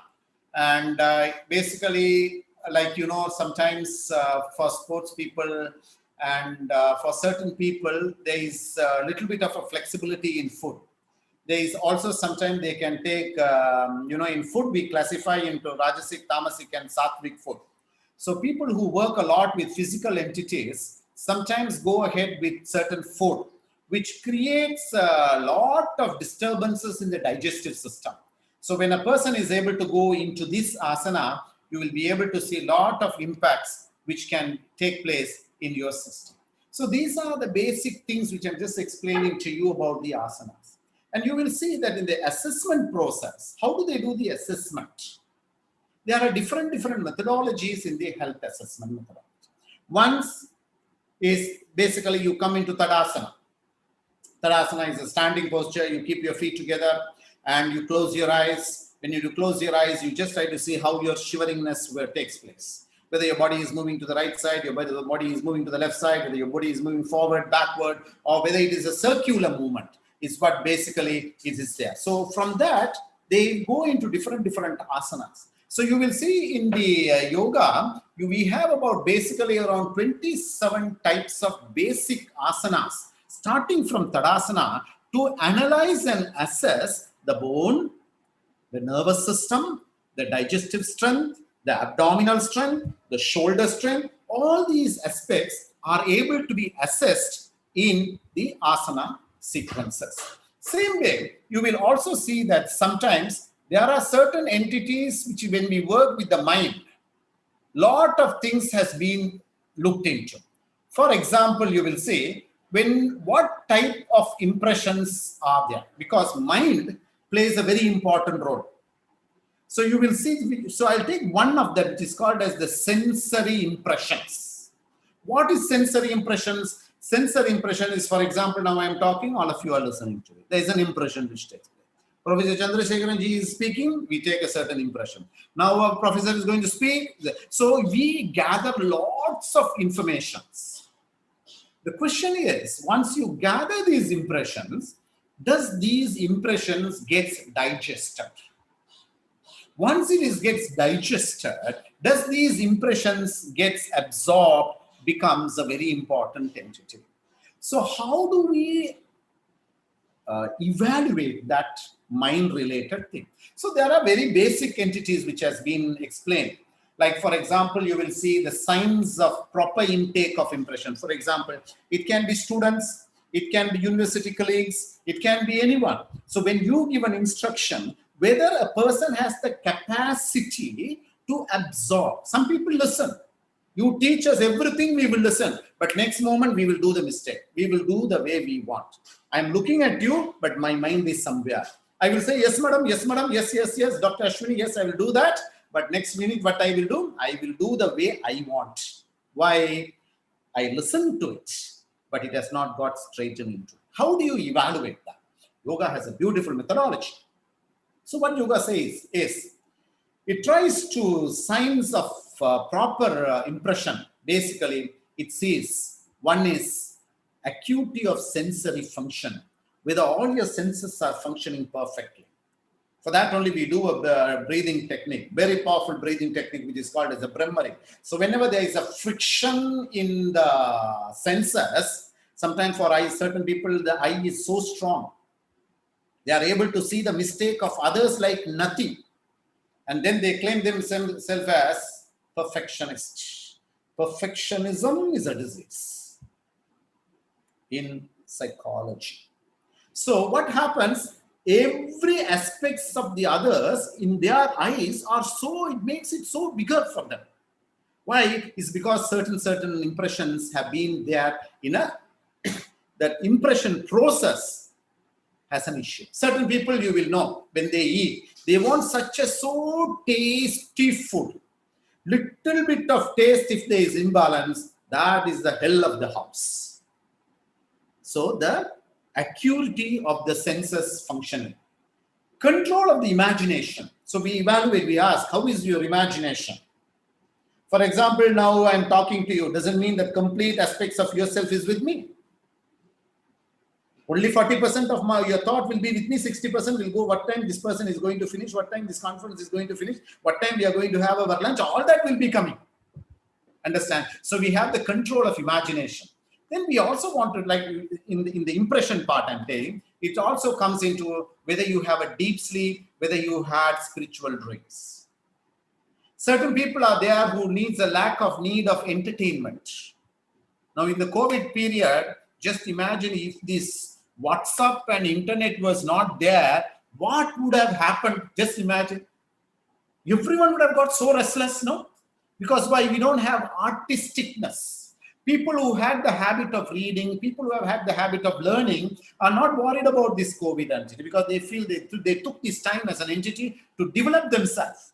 Although universities are closed, see what you all are doing. You all are going ahead with the latest time, having all your international conference work is going on. Strategies. Then what happens? Clear perception. Capacity of creative expression. Some people you will know, well-educated, creative expressions are lacking. What does that say? It says that improper intake of impressions are there.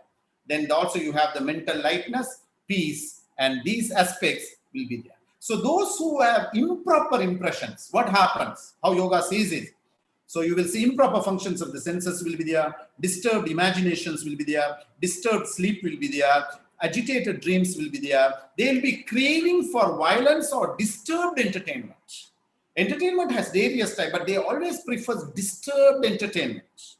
And then they will see unclear perception or lack of creativity, mental heaviness, disturbances and darkness. So these are the aspects which basically you will see in the process of impression. In the Western system, you will see there was a study which was done recently, by this California University, about the different auras. So when there is a disturbances in a person, that is all well reflected in the aura of an individual. So they classified as the physical aura, psychological aura, psychic aura, and the projected aura. But in the yoga system, what they said is, if ever you want to have an understanding of this evaluation, just try to understand the different koshas of the individual. So when you are able to have a clarity of the koshas, that will give you a clear perception of how things are working. So you will see in the yoga has various aspects of assessments in various layers. So out of these 96 tattvas, you will see different tattvas, different conditions. When there is fluctuation, yoga always has certain things which is able to evaluate it, have a good understanding, and also from that, it also has different methodologies to take care of it. Sir, Professor Chandrasekharan ji was explaining about the pranayama in a wonderful way. He gave the complete anatomy. So basically what happens, the chakras or adharas we call it as, chakras and the pranas work together. So basically you will see 21,600 breathing takes place in a day. Where does this breath works place more? So you will see the respiration in the Mooladhara, it has these 600 units per day. In the Swadhisthana, it will have 6,000 units per day. And in Manipuraka, it has 6,000 per day. In Anahata, it has 6,000 per day. Vishuddhi, it has about 1,000. In the Ajna, it has 1,000, and like that, it has 21,600. So what happens if a person has any psychological issues? For example, we say a person has thyroid issues. What happened? Utility of the Swadhisthana will be more. And in case if that reduces, then what happens? It will aggravate the condition. That is the reason why you will see our day-to-day life always has some sort of influences. That is why causes of diseases, when we analyze, we divide the personalities into 3 entities. One is healthy person, unhealthy person, and diseased person.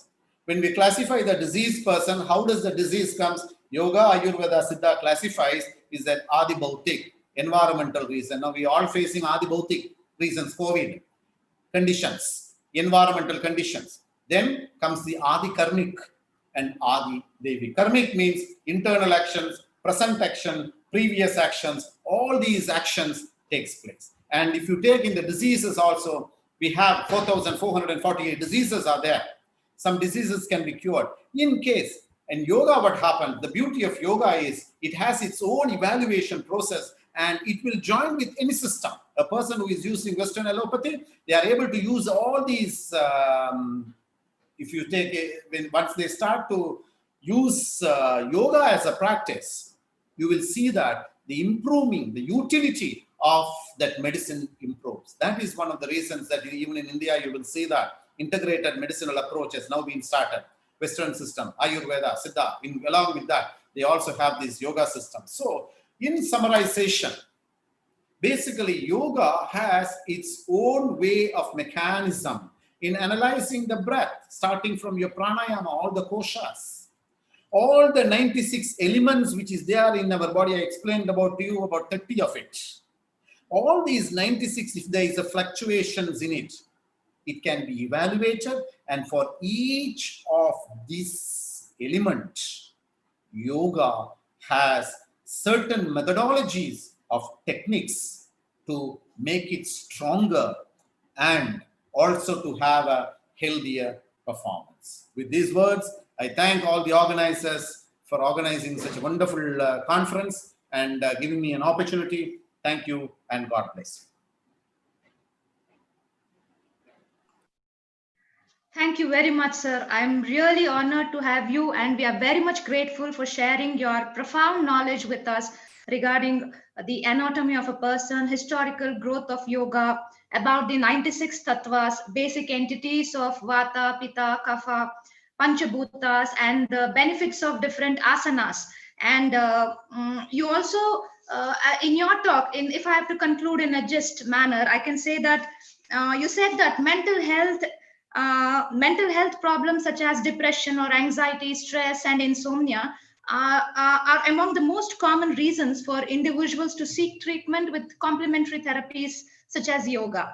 While modern medicine has the ability in many cases to heal physical diseases and elevate psychological disorders, it is argued that a purely medical approach is far less effective in healing the emotional, intellectual, and personality layers of the human entity. The discipline of yoga offers individual a timeless and holistic model of health and healing, and although it may not result in a complete elimination of the physical disease or adverse conditions from the body, it offers a holistic path of healing. Yoga suspends the fluctuations of mind, and by acting consciously, we live better and suffer less. Thank you, sir, and I hope this your talk, if I have to conclude, I can just say that yoga does not just change the way we see things, it transforms the person who sees it. With this note, I thank Vyasa Kumara Vyasa sir for joining us live from Sri Lanka. Thank you, sir. Now we are going for a live question and answer session. The chat box is open and you can put your questions there regarding whatever you have to ask, or you can just raise your hand or press the hand raise button. We will be unmuting you to ask the questions. And to take over this session, I request Sri Narsimhaya from the Department of Library and Information Science of Government First Grade College, Ramanagara, to handle this session. Over to you, sir. unmute your audio, sir.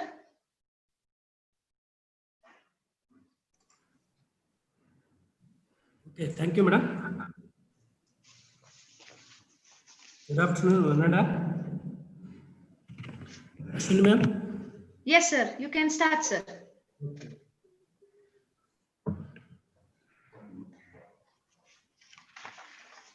So you can take up the questions. I'm seeing the chat box. I think there is no questions. Okay.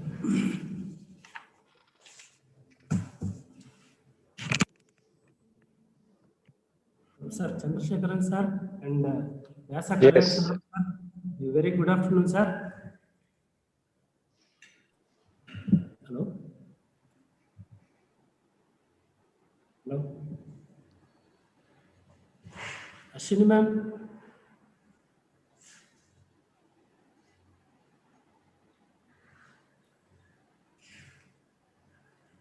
Ashwini Yes, ma'am. you are audible. You can ask. Ashwini madam, please unmute yourself. Yes, sir. Tell me, sir. Sorry. Sir, Chandrasekharan sir and Kalyan Sundaram sir, very good afternoon. Good afternoon. Since morning, we have very fruitful and in-depth discussions about holistic health and present COVID situation, COVID-19 situation. In this context, Professor Chandrasekharan sir very elaborately spoke about physical health, mental health, holistic health, and spiritual health, and also touching some other aspects of breathing, pranayama, nadi, and other forms of keeping our body fit and healthy, and also about chakrasanas. After keynote speaker Chandrasekharan sir, Asa sir has elaborated on the yoga techniques and the 96 tattvas of keeping our body fit and health, anatomy, physiology. He meaningfully he has said that the whole human body is a laboratory working on chakras and Siddha, Yoga and Ayurveda and meditation forms. Hello? Sir, I have a question. Tell me. Hello, sir. I have a question. If Chandrasekhar sir is online, I can ask him. Yes, please. Yeah, sir. What's your opinion regarding inclusion of Ayurveda and yoga in the management protocol for asymptomatic and mild cases of COVID-19? It's definitely a welcoming feature.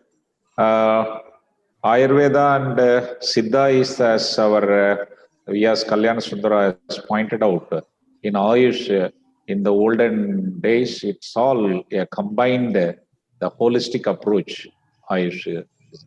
But as per the explanation given by Kalyan Sundara sir, is yoga has been separated.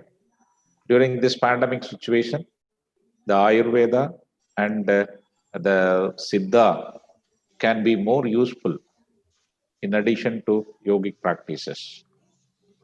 Definitely, it will be in the protocol also we can include. It's our humble suggestions. Okay. Thank you, sir.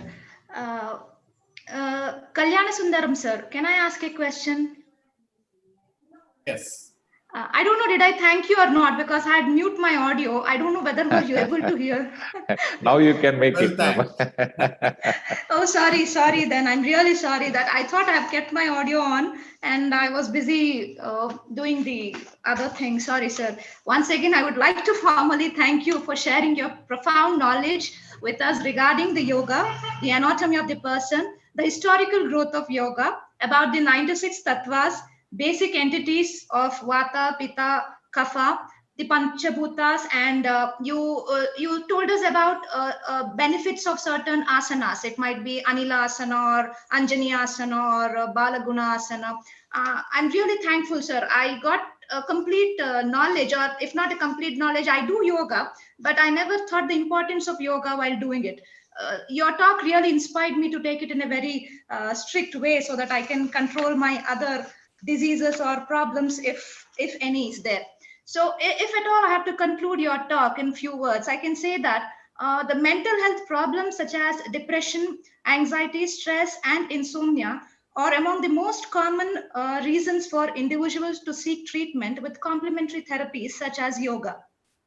With modern medicines has the ability in many cases to heal physical diseases and elevate psychological disorders, it is argued that a purely medical approach is far less effective in healing the emotional, intellectual, and the personality layers of human entity. The discipline of yoga offers individual a timeless and holistic model of health and healing, and although it may not result in a complete elimination of physical disease or adverse conditions from the body, it offers a holistic path of healing.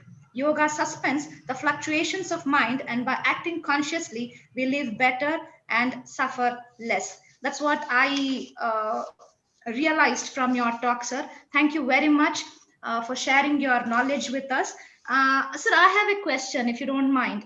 So you said that perfection is a disease in psychology. So many times I undergo this problem. I want certain things to be done, then I feel that somewhere I'm lagging. As you said, it's a disease. Now only I realize that perfectionism is a disease. So is there any technique through yoga that I can control the level of my perfection thinking, or can it be controlled in, is there any technique, sir, for that? Yeah, so I just make it very clear that our work and approach has to be well organized, because there is no line called perfection, because that differs from individual to individual. So if you take Professor Chandrasekharanji's perfectionism of knowledge is completely different. Definitely. And my level of understanding of asanas will be very limited. You understand? Yes, so yes. say perfection, one is organized is a different thing. But here the problem, what happens is, for various people, certain things looks perfect, good, but for certain people it triggers and irritates. Yes. So if a good work of another person is triggering a person, that is where the concern is. So that means what happens in their perception of what they see and what they analyze. So there is a friction between what they see and what the mind has taken. There is a friction. So in that, generally what is a good asana is in Sarvangasana. Like I think you must be doing Sarvangasana, right? Shoulder stand. Either you can do it with the support of the wall. With the support of the wall, or generally you do the Sarvangasana with the Brahmari breathing. So you be in the Sarvangasana with wall or without wall, and the Brahmari is generally, there is two techniques which is used like this, but when you are in Sarvangasana you cannot do that holding. So you take a deep breath.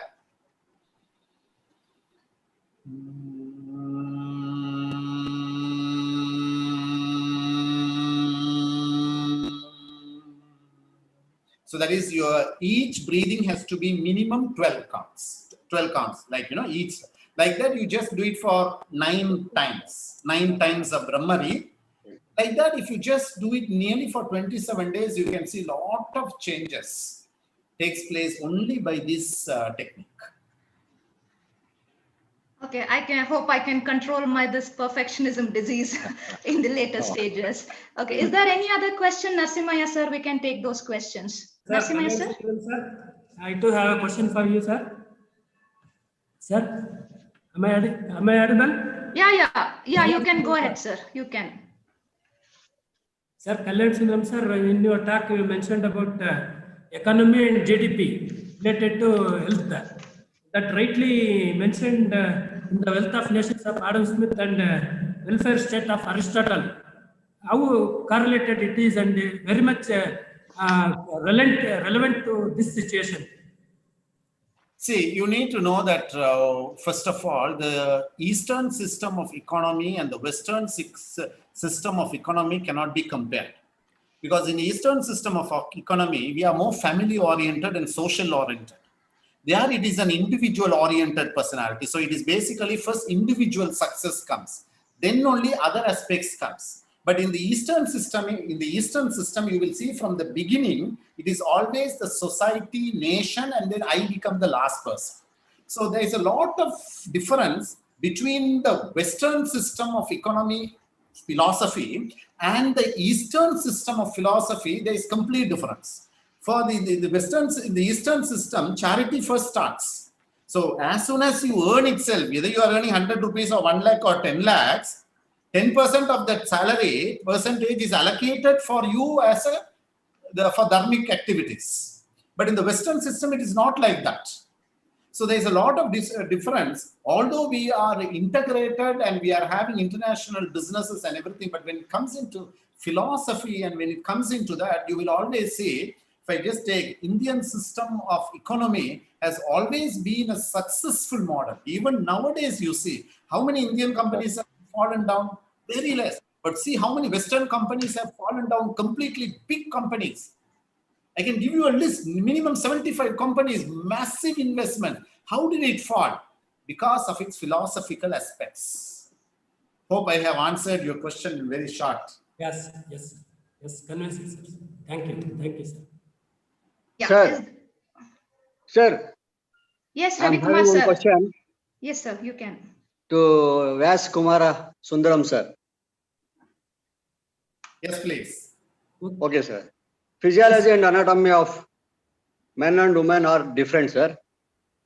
But does the functioning of tattvas and chakras are the same? It is also different. Because the in the number of varmas, it differs. Now, for example, you will see the basic physical anatomy, there is a lot of similarities. But when it comes into the other aspects, there is a completely lot of, because if you take the rhythms, the circadian rhythm, the ultradian rhythm, the infradian rhythm, these basic rhythms of a man and these basic rhythms of a woman is completely different. So their physiology, their thought pattern, their emotional patterns, you can never compare. It is completely different. It is why the difference is there, because women have a strong intuition, men have a strong calculativeness. So there is a lot of difference between an intuition and a calculativeness. So there is more analysis with men and there is more intuition, natural intuitions in women. So it is not possible to bring an intuitive, creative person into an analytical person. You cannot bring it together. But both these are together, which is very important for a success of a family. Professor Chandrasekharan, sir. My simple question is, sir, you at your talking, you just told that simple philosophy for a happy life.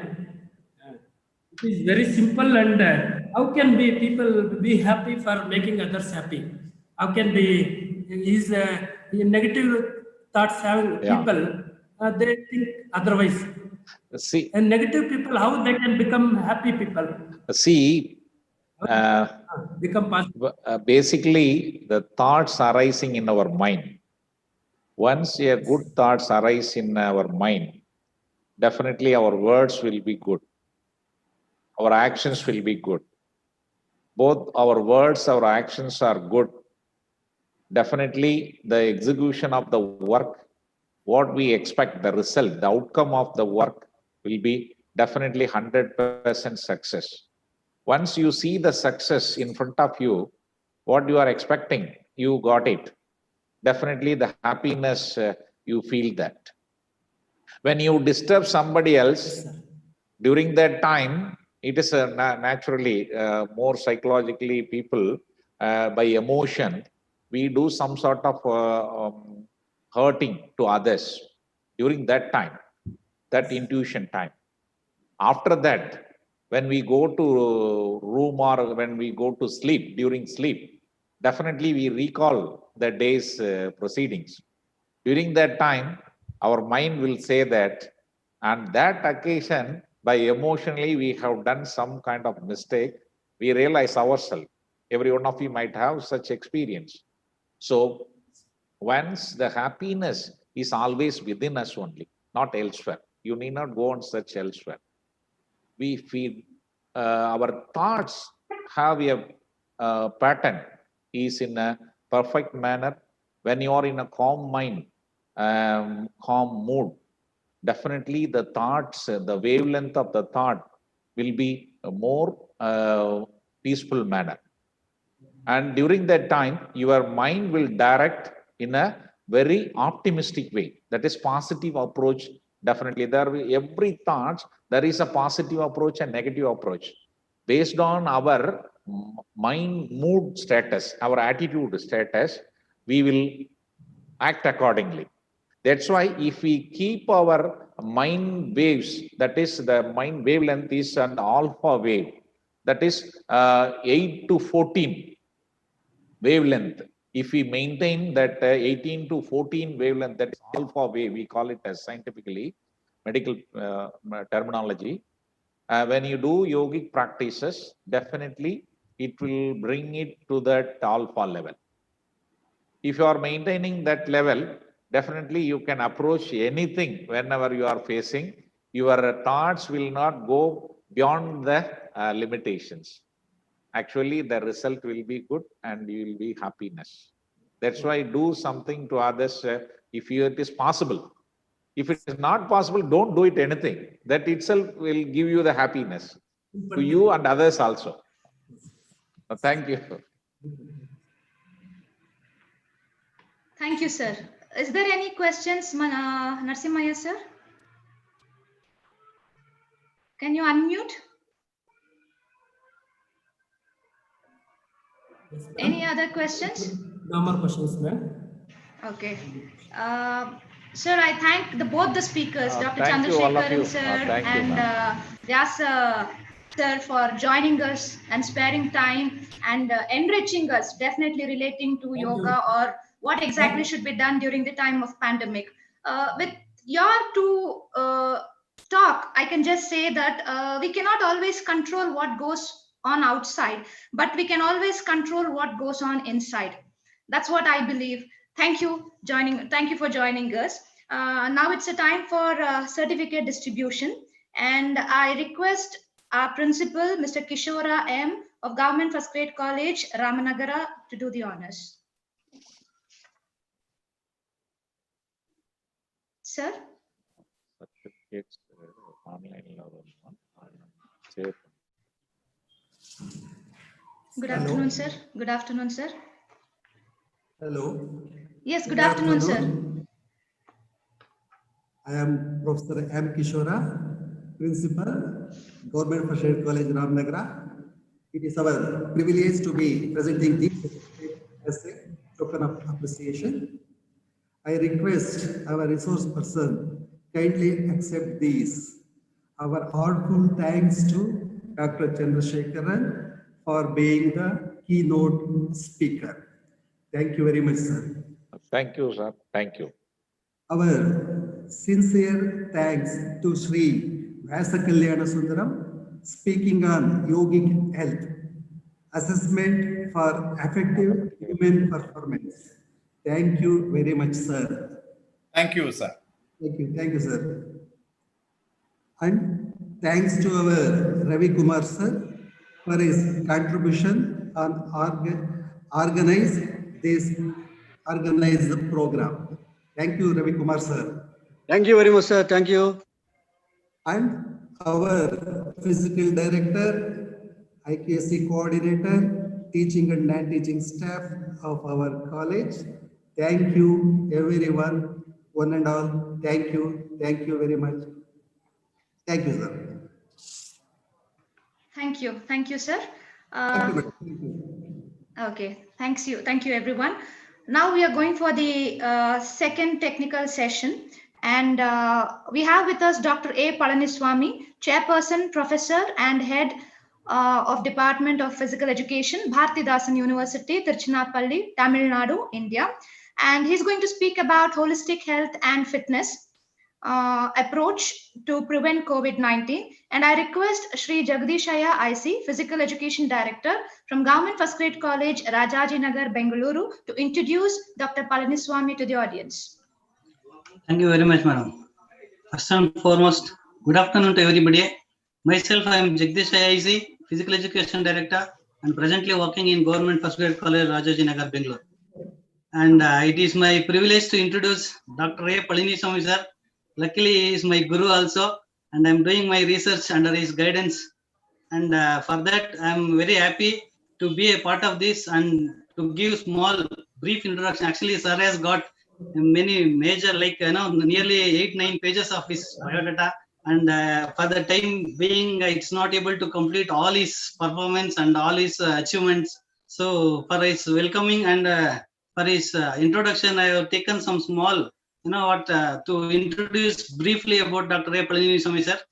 Sir, thank you very much for being a part of this webinar, because I know very well, and I happen to be with you with your busy schedule. You have accepted our invitation and you are participating in this webinar, sir.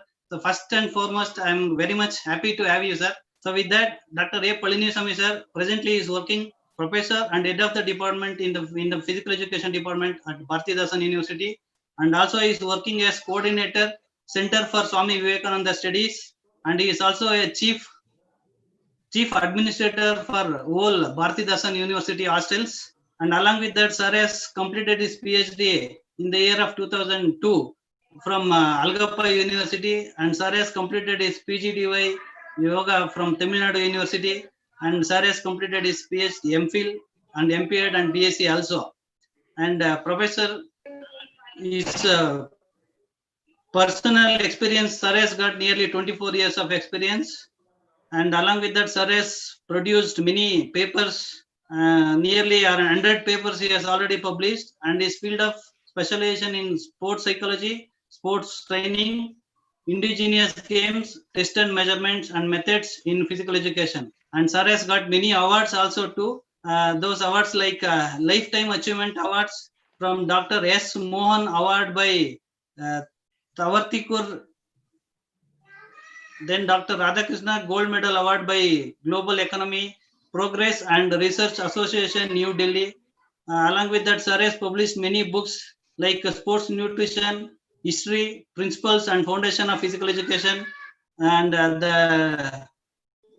along with that, sir has published also the essential and everything about Kabaddi.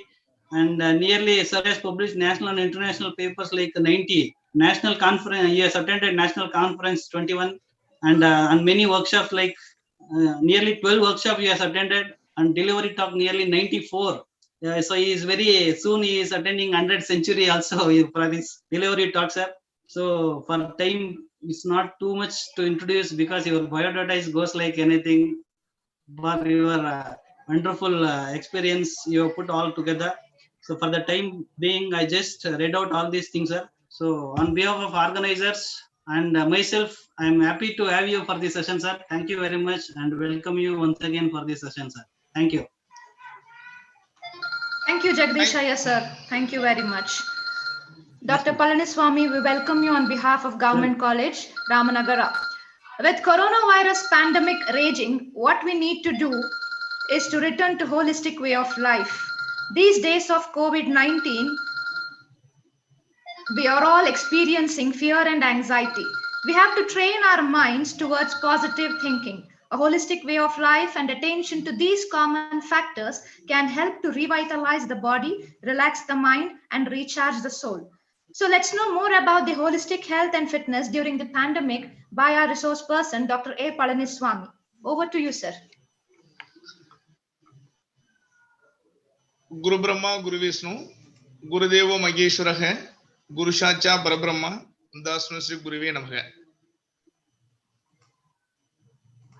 Most respected, revered, the principal of this great institution, Professor K.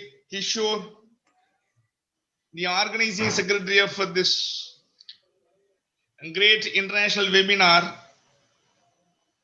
Dr. Manjunath, and the moderator,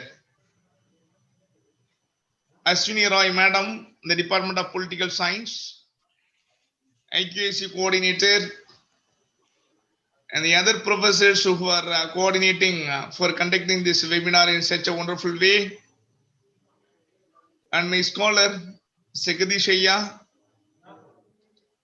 the respected keynote speaker, my brother, Professor Dr.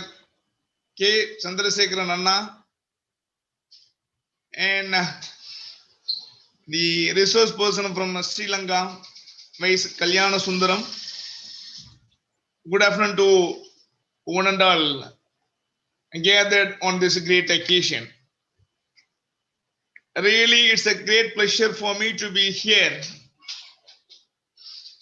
as a speaker on this international webinar, which is organized by Government First Grade College, Ramnagara, affiliated to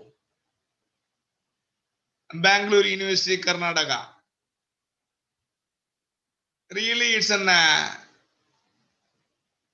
great pleasure for we all to join with you. Why? Because for a week, Dr. Manjunath, the Director of Physical Education of your college, is oftenly contact us and brief about this conference, this webinar. What is the purpose of this? Why we are organizing this and all? And also, Dr. Chandrasekharan sir spoke to me related to the topic, the health and fitness, how it is play during the pandemic period of at present situation. So really, my dear fellow participants and the gathered peoples, this is a time for we all to be safe and stay in safe conditions and to prevent the COVID-19. We should save our life. It is a responsibility of we all. Why I'm saying this information is to be here, when we had about that COVID-19 in the month of December 2019, from till dates, oftenly we hear the voice from the various organizations, sectors. In the coming months, it will be reduced. Just we have to for 2 months. So afterwards, the COVID-19 will be fully eradicated. We no need to fear to have this and that. But the thing is, from the month of December 2019 to till dates, the thing is going on. It's grown up. So that it is a responsibility of an individual to be safe and take care about your life. Why? Because it is a very big threat. It is a worldwide threat. The pandemic period, we could not be able to assess what is happening, what will going to happen. So the thing is, if we want to prevent from COVID-19, we should maintain our good health and we should have good thoughts and all these things. Next slide, please. Next slide. Next slide. Organizers, the coronavirus, already we all come across this word. I don't want to say anything new because due to the time constraint, So just we have to move on all these things in a little bit of faster aspects. The coronavirus is derived from the Latin. Corona means a crown or beards. The name was coined by June Almeida and David's trial, who was first observed. The word was first used in the print journal in Nature in 1968. The 1968 itself, the coronavirus was founded by the great scientists. In 2020 only, we are facing the difficulties. We are facing the effectiveness of the coronavirus. Next. The COVID-19, already I was mentioned. On 31st December 2019, the World Health Organization office in China was found a phenomenon of unknown cause detected in Wuhan, the state of China. The outbreak was declared a public health emergency of international concern on 30th January 2020. There is an unknown factor was spread throughout the world. Even the Wuhan state of China was affected. The lab which was in conducted the research which is related to the virology, there was a virus in the name of corona was outbreak, and it came out from the lab, and these are all the informations we got it from the World Health Organization of organizations. On February 2020, World Health Organization announced the name of a new coronavirus disease. The name of a new coronavirus disease. Next. The current status of COVID-19. In the month of December 2019, no one was affected in the rest of the countries except from the China. But the current situation is nearly 216 countries.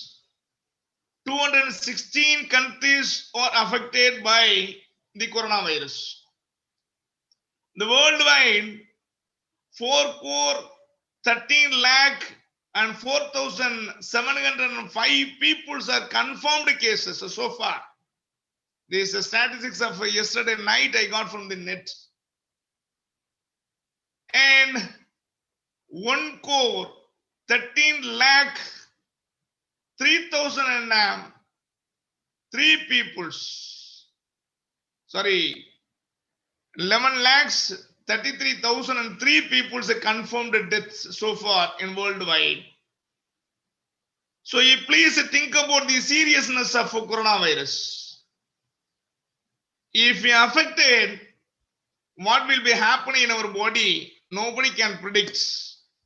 Unless otherwise, you keep it your body in a healthy aspects. If you are so healthy, no problem. The virus will be detected from your immune system. So that the World Health Organization and OIS, the government of India, the Ministry of OIS has given lot of informations, lot of instructions which is related to maintain your good health. So we the citizens of India, it is our responsibility to make ourselves to be fit to prevent the COVID-19 from the COVID-19. So this is the graphical representation from the January of 2022 till dates. So what was happened? Nearly 2,260 countries are affected. So it is in a very pathetic situations. Almost all countries are affected.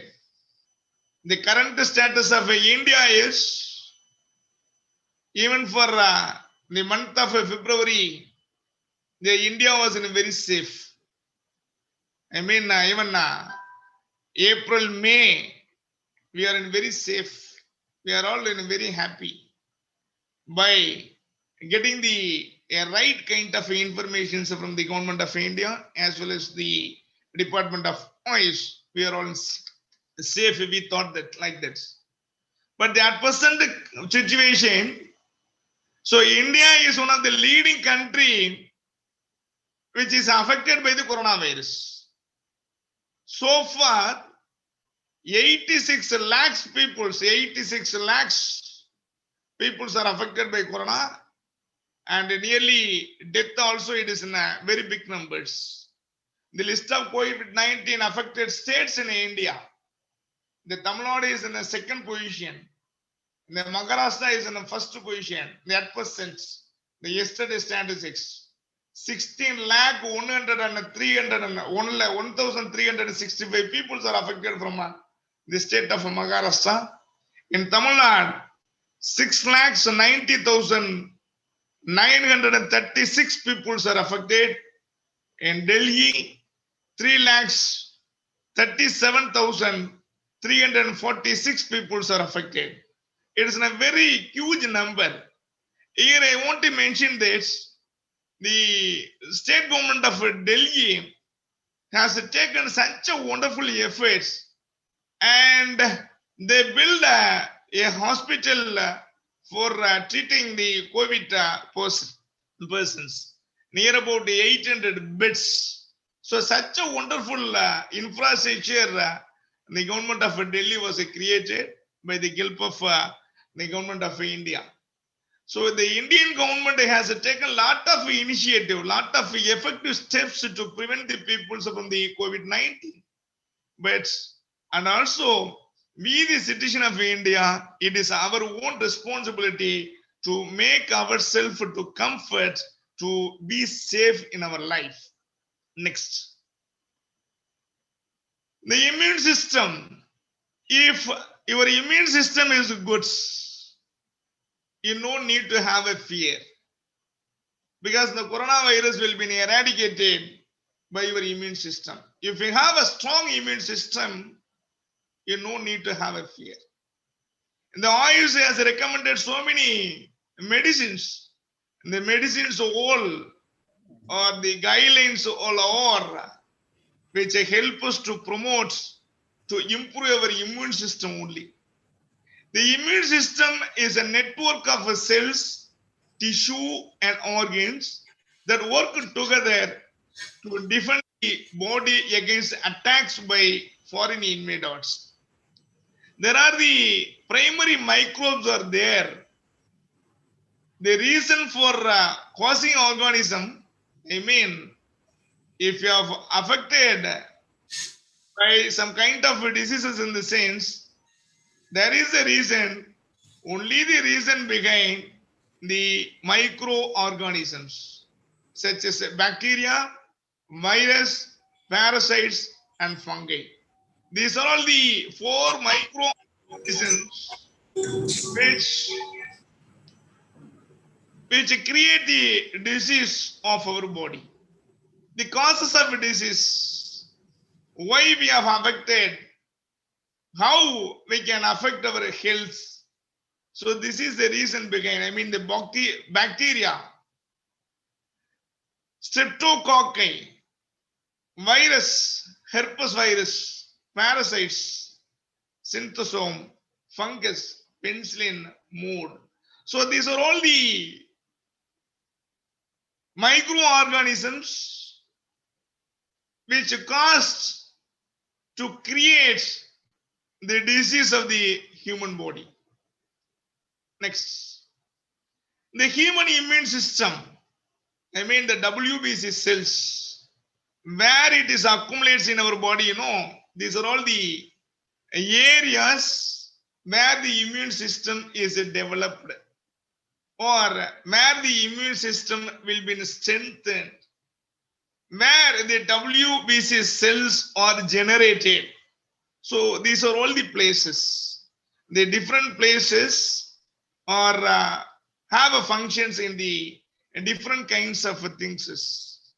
The tonsil, lymphonodes, spleen, lymphatic vessels, bone marrow, skin, thymus, lymphatic vessels, and mucous membrane. These are all the places where the immune system is developed, where the immune system is generated, where the WBC cells are accumulated or generated. So these are all the places should be strengthened. These are all the places to be activated by doing some of the exercises or yogic practices or pranayama and whatever the things is. The yearly speakers, Dr. Chandrasekharan sir is mentioned and he has given an elaborate information about the pranayama. By doing the pranayama, what are the changes and what are the effects will take place in the body? So such kind of information he has given a really wonderful. And also the another speaker from Sri Lanka, he is a yogachari, the great man. And he has given the effect of yoga. If you perform the yoga as an exercise, so what kind of a benefit you can get it in your body? So these informations we got from the Vice Kalyana Sundaram sir from Sri Lanka. Really, it's very interesting. Here, my topic is, in my area is, I am going to give about the holistic approach. The holistic approach we can develop through practicing the so many things. So many things is in what? To develop your physical strength and to develop your emotional things is, and you should be strong in the social and you should have a spiritual well-being. So these are all the components of the holistic approach. A person should have an intellectual, should have a good physique, should have a good spiritual aspects, should have a good emotional feelings. Then only a person have a holistic health. So, how you have to develop your physical fitness? This is 5 components of holistic approach. I mean physical, mental, emotional, spiritual, and social. In all these aspects, they used to be strengthened by yourself, by doing some kind of good practices. So what kind of a practice, in which type of exercise will help you to promote in these aspects? If I say that I am in goods, I should be in good for these aspects. I mean physical, mental, emotional, social, and spiritual. If I am good in these all aspects, only I can say I have a holistic health. Right? In such aspects, if you want to develop your physique, you can do the physical exercise or asanas. Asanas is a type of exercise. Yoga is a different. Yoga, there are in 8 stages: yama, niyama, asana, pranayama, pratyahara, dharana, dhyana, samadhi. So this is in a yoga is in a wholesome, but asana is a part. It's one of the stage in yoga. So if you want to develop your physique, if you want to develop your body, if you want to develop your body should be in a strengthened conditions, you can do the physical exercise or asanas. To develop your health, health is in consists of 6 components. I mean the strength, cardiovascular fitness, muscular endurance, and body composition and flexibility. These are all the components of fitness which is in a health related or in a physique related. So how you can develop your strength? By doing the weight training exercise, you can develop your strength. Right? How we can develop your cardiovascular fitness? by doing the jogging or running. If you are performing the regularly this type of exercises, I mean the brisk walk, fast walking, or jogging, or running, according to the guidance of the physical directors or the physical trainers, according to our age level, the intensity of exercise will be vary. So you should get the guidelines from the experts by doing this type of exercises. If you are doing the jogging, running, or brisk walk for half an hour in every day, you can develop your cardiovascular fitness. I mean the endurance. The other one is muscular endurance. You can develop your muscular endurance by doing the strength related exercises. I mean the weight training exercises or the static, dynamic, I mean isotonic, isometric, and isokinetic. These are all the type of exercise which help to improve your muscular endurance. And the body composition, the good physique, the alignment of the body, that should be very, very important to maintain your health. So by doing the regular physical exercise, you can have a good body composition of your own. The another one component is a flexibility. The flexibility also you can improve by doing the regular stretching exercises. I mean, when you are performing the exercise, you should have stretching aspects on your whole body muscles. If you are doing these all the exercise, you can develop your health related fitness. The other one is in the skill related aspects. As a sports person, if you want to perform good in the sports arena, these are all the skill related performances. That means the speed, agility, balance, coordination, power, and reaction time. So when you are developing these concepts, I mean these components which will develop your skills, the skills which is relating your sports performance. Right? If you want to strengthen your physique, you have to perform the physical exercise regularly, or you have to perform the yoga. It is your will and wish. Next slide.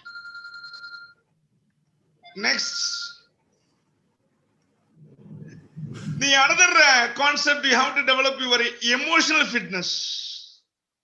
The emotional fitness consists of 4 areas.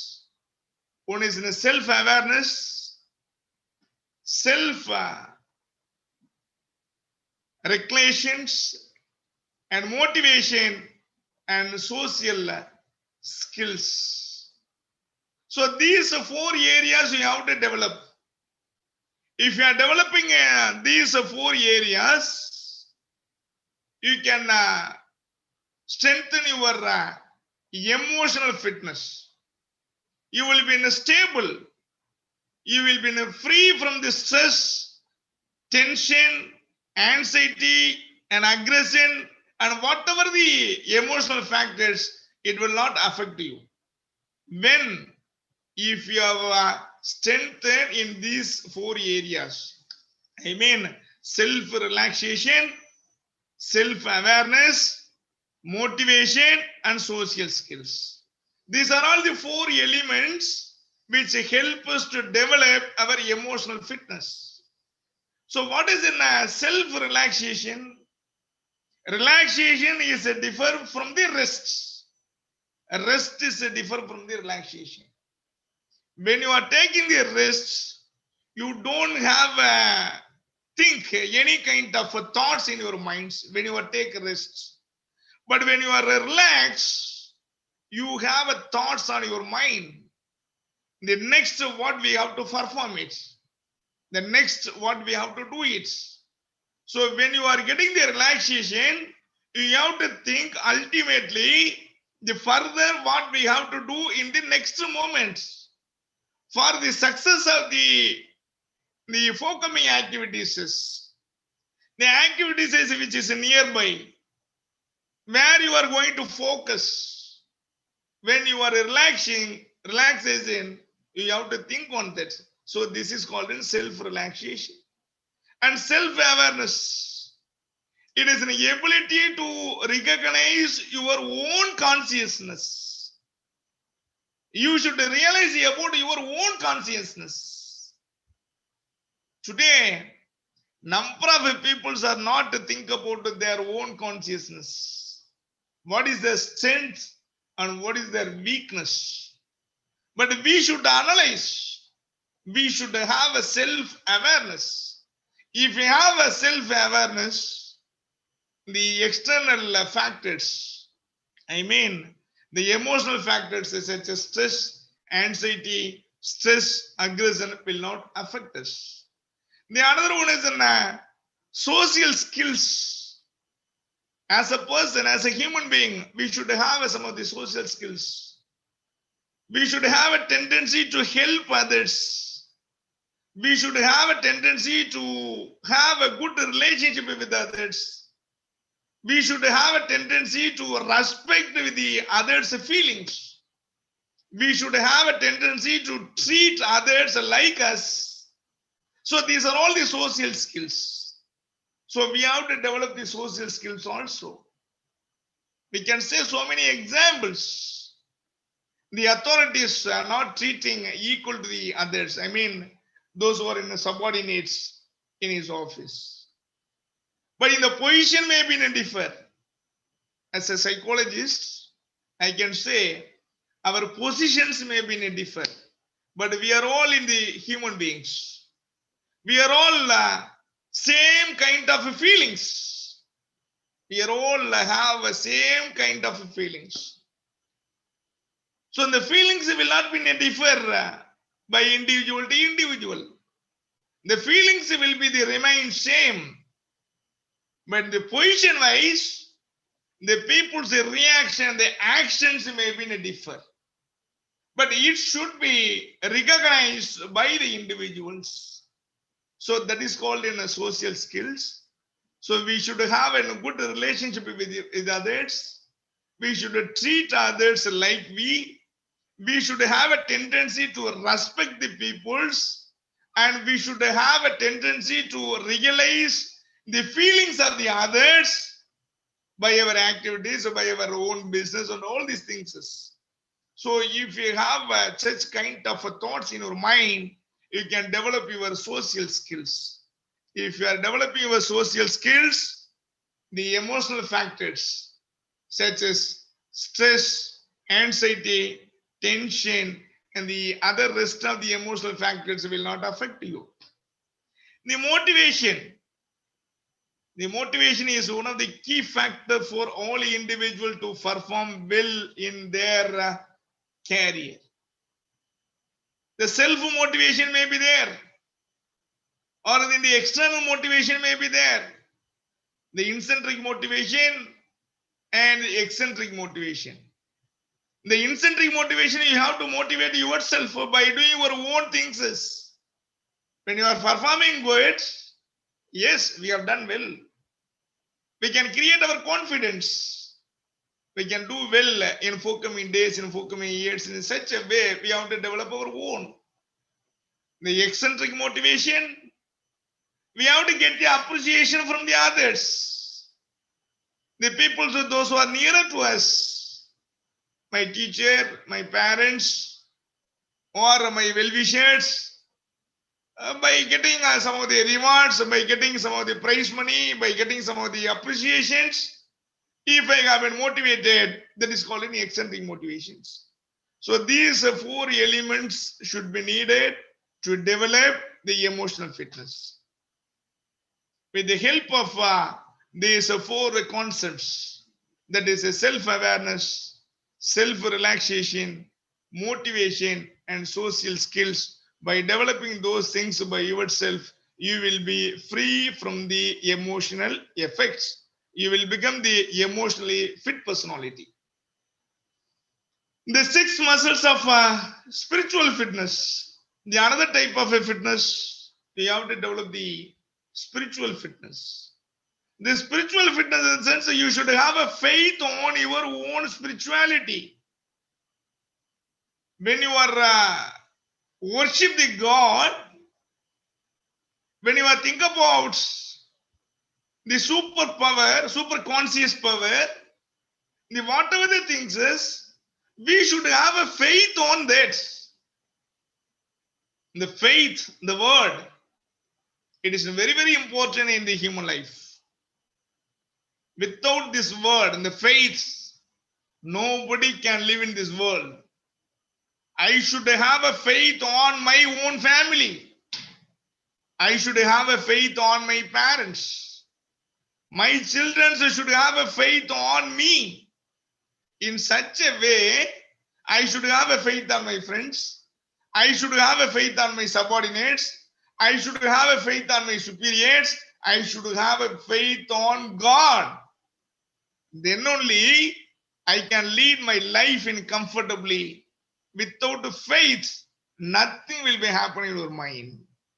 So these are all the 6 muscles you can develop your faith. One is in the physical muscles, another one is in emotional muscles, third one is in impact muscles, fourth one is in mental muscles, fifth one is in self-awareness muscles, sixth one is in spiritual muscles. Why I am saying these are all the muscles, if you are developing those things, you will become the good spiritual personality. If you develop your physique in good way, if you have developed your emotional aspects in such a wonderful conditions, if you are developing the impact aspects, I mean the things of what you have received from the society and how we have react, they receive and from the society. Right? The response is different from the reaction. So we should give the response. But when we have to react, that should be maintained by the individuals. Unnecessary, we no need to react. But always we should respond. Always we should listen. Always we should hear. But when we have to react, that should be analyzed by the individuals. If it is needed, you can react. Unless otherwise, you receive the informations, you no need to react. But you should give the response on the informations which you have received from the others. So that is called in impact muscles. Okay, the impact muscles. When you are going to respond it, when you are going to react, so these conditions should be analyzed. That should be under your control. That is called an impact. The another thing is in mental muscles. You should be mentally strong, emotionally well-being, mentally strong. You have to develop your mental thoughts. The another thing is in self-awareness. Already I was mentioned. If you have to develop your self-awareness, that is one of the components for strengthening your emotional fitness. If you are developing these 5 muscles, then automatically your spirituality will be in good. The spirituality in the sense, the faith concept will be in good. The spiritual is nothing but faith on your own wisdom, faith on your own confidence, faith on your supreme consciousness, faith on your own God. Whatever the things is you can take, that should be the supreme. The faith does not with us. We should have a faith on something. Then only we can be comfortable and we can lead our life and we can have some of the expectation of all these things. So it is in a mental quality. It should be developed by your spiritual fitness. Next. Next slide, please. The another one is an intellectual fitness. It is related to the mental health. It is the ability to think critically about the issues, having an activity and curious minds. The issue base, the things which you have received, accordingly we have to react it. The another thing is good diets. The government of India, the voice has given a guideline more about the diet and nutrition. What we have taken, that should be our medicine. What you have taken, that should be our medicine. The medicine, you can treat your food, your intaking activities. You should be in a good condition to one. A nutrition and the diet is some of the food consumed by the person or other organisms. The word diets often implies the use of specific intake of a nutrition for health or weight management reasons, with the two often being related. Although the humans are omnivores, each culture and each person holds some food preference or some food taboos. This may be due to personal tasty or ethical reasons, but that should be in a nutritional one. So what is a balanced diet? The components of food is in a carbohydrate, protein, fat, minerals, vitamins, and water. So these are all the nutrient items which is consist of the food. So when you are taking the food, that should be in a proportionate one. I mean, carbohydrate, some amount should be there. The protein, some amount should be there. The fat, some amount should be there. The minerals, vitamins, water. So it's all should be in a comprised with the proportionate ratio. If it is there, that is called in a balanced diet.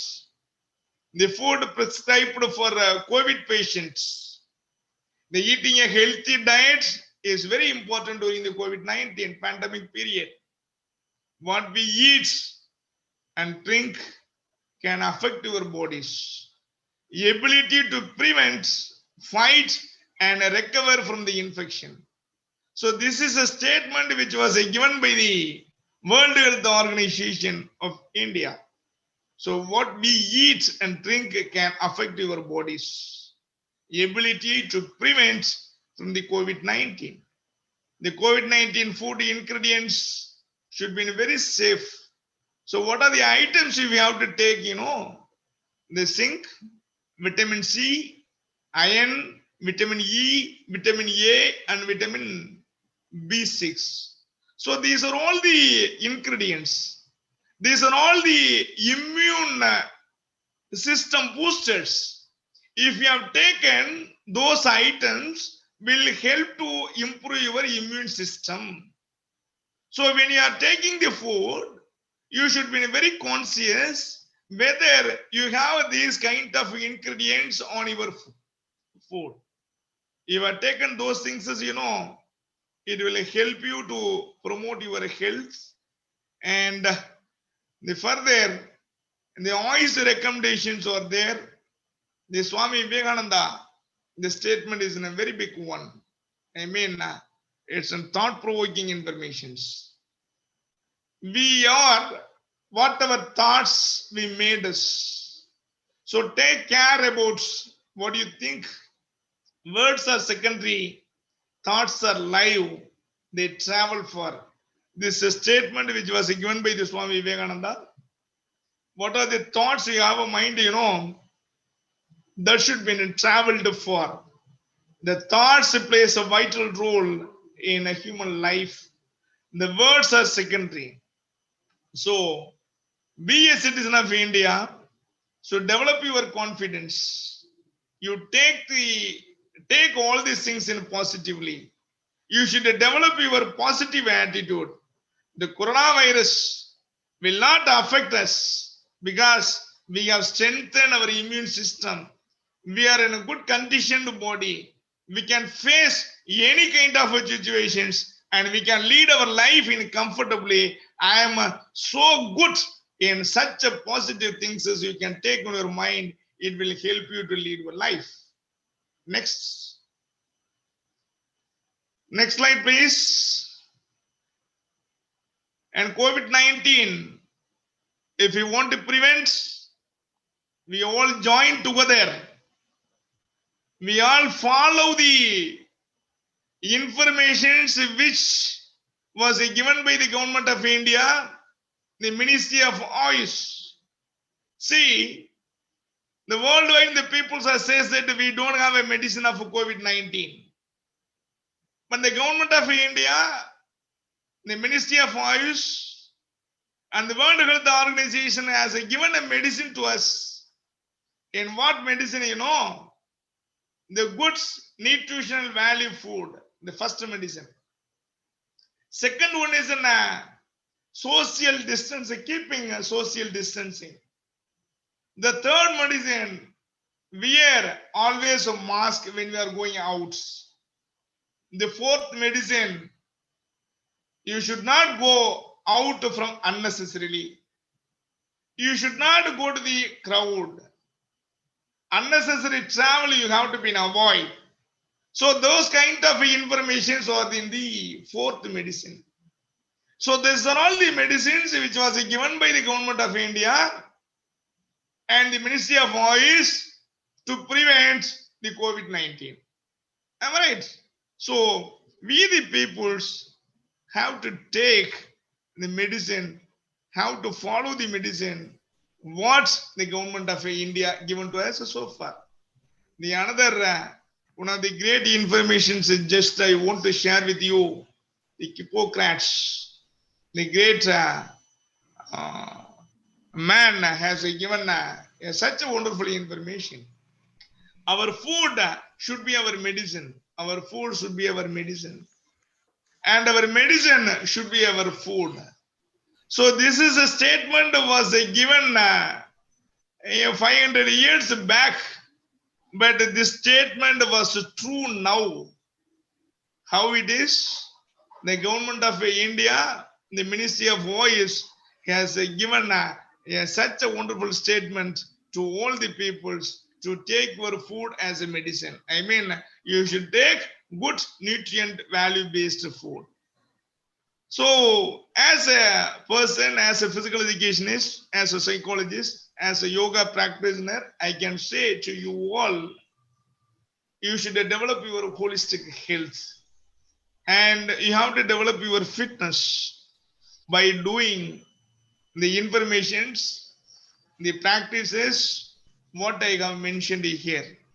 You should be develop your physique, develop your mental, your mind skills and your emotional aspects and spiritual thoughts and taking the good social value aspects. So these are all will help you to become the good citizen, and the holistic health approach personality.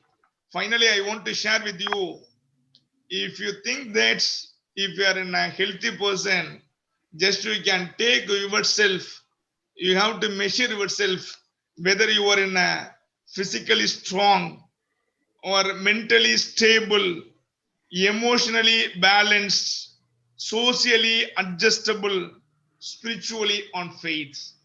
So these are all the concepts. Physically, you should be strong. Mentally, you should be stable. And emotionally, you should be in a balance. Socially, you should be in adjustable. Spiritually, you should have on faith. So if you are developing these concepts on your behavior, attitude, or in the, whatever the things is, you can think on your own will and wish.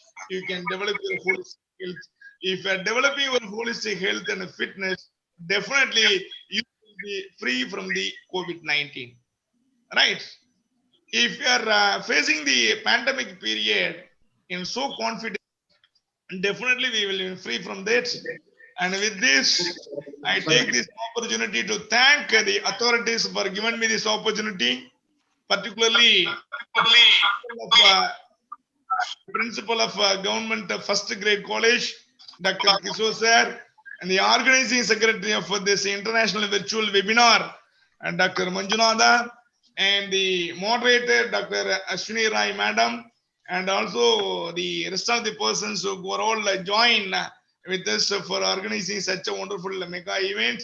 And also I have to thank Dr. Chandrasekharan, Anna Professor and Professor and Head in the Department of Physical Education, Madurai Kamaraj University, and Vice Kalyana Sundaram, and Director from Ashtanga Yoga Institute from Sri Lanka, and also my scholar Jagadish Ayya, who introduced me nicely, and also the other participants, those who are joined in this webinar. Thank you very much. Thank you very much for your patient listening. I am eagerly expecting your clarifications, anything else. Thank you very much. Thank you. Thank you, sir, for sharing the information regarding COVID-19 and the method for handling through holistic method. I hope your talk has completely enlightened our delegates, and there is no questions as of now in the chat box. That means they are completely satisfied. That's what I feel now. We are coming to the certificate presentation, and to do the honors, I request Dr. Venkatachalapati to distribute the certificate to the guest as a token of our gratitude. Thank you, sir. Thank you for your wonderful session about holistic health and fitness approach to prevent COVID-19. Kindly accept the token of appreciation from Government First Grade College, Ramnagara.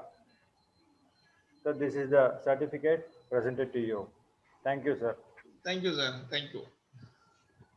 And thank you, Mr. Jagdish, for introducing a speaker, Palini Swami, sir, and being a part of organizing committee of Government First Grade College, Ramnagara.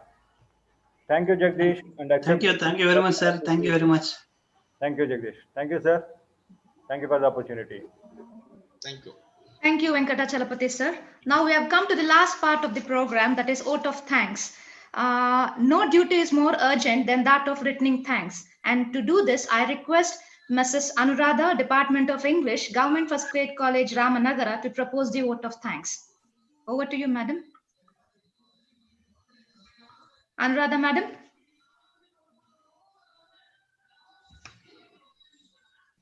Anuradha, madam, can you hear me? Yeah, yes, ma'am. Yeah, please. Am I audible to you, ma'am? Yes, yes, ma'am. Yes, ma'am. Am I audible to you? Yes, yes. Good afternoon, everyone. Good afternoon, everyone. It gives me an immense pleasure to propose the vote of thanks on behalf of Government First Grade College, Ramanagara, Karnataka State, India.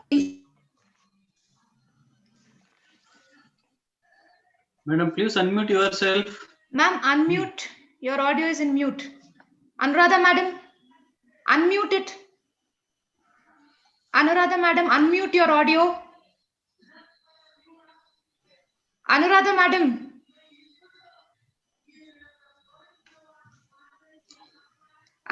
Anuradha, madam, unmute your audio.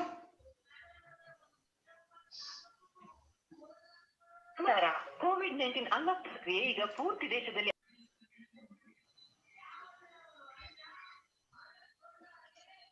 Sir, there's little technical problems, sir. Yeah. I understand. I understand. No problem. Yes. I understand. So, thank you very much for being with us and sharing your wonderful knowledge with us, sir. Okay. On behalf of Government First Grade College, Ramnagar, and all the participants and who are involved in making, as you said, this mega event grand success. Yeah. So, thank you very much on behalf of all government, the Government First Grade College, Ramnagar, sir. Okay. Once again, maybe Madam has come to the line. Yes. Yes. 1 second, I'm just trying them to get connected. 1 second. Hello, Anuradha, madam. Anuradha, madam. Ma'am, am I? No, it was completely mute. No, it was completely to you. No, it was completely mute, madam. Yes, ma'am. It's completely mute. You unmute it. Mute. You have kept it in mute mode. Unmute it. Unmute, madam. Mute agide nim audio. Madam. Yeah, now you can hear. Yeah, please. Ma'am, shall I start from the beginning? Yes, madam. Yes, definitely. Yes, please, ma'am, carry on. Yeah. Good afternoon, everyone. It gives me an immense pleasure to propose the vote of Ramanagara, Karnataka, India. All good things come to an end in life, so in the seminar.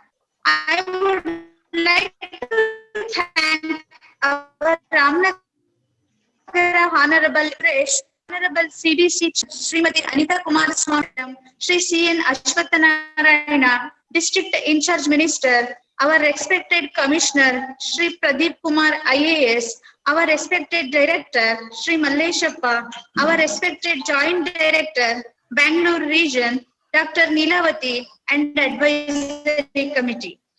The event was started by Professor Dr. K. Chandrasekharan, Chairperson and Head Department of Physical Education, Madurai Kamarajan University, Madurai, where he has given an elaborative key to today's webinar. Heartfelt thanks to you, sir.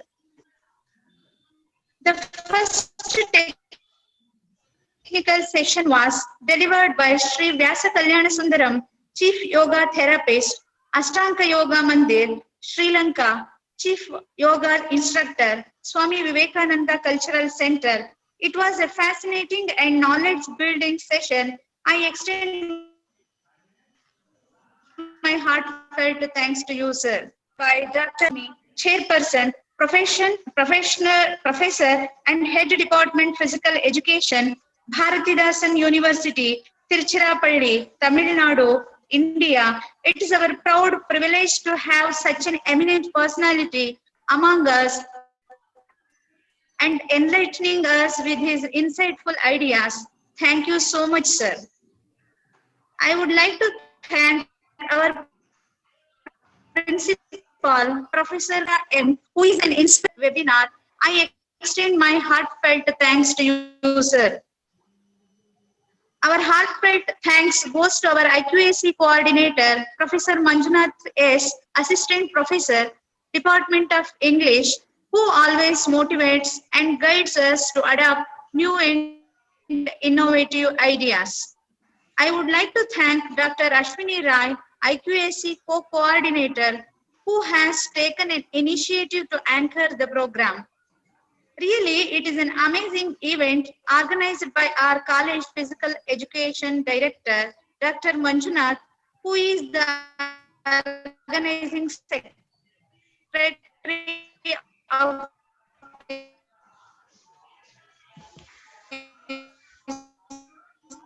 event. The whole credit goes to him for having organized this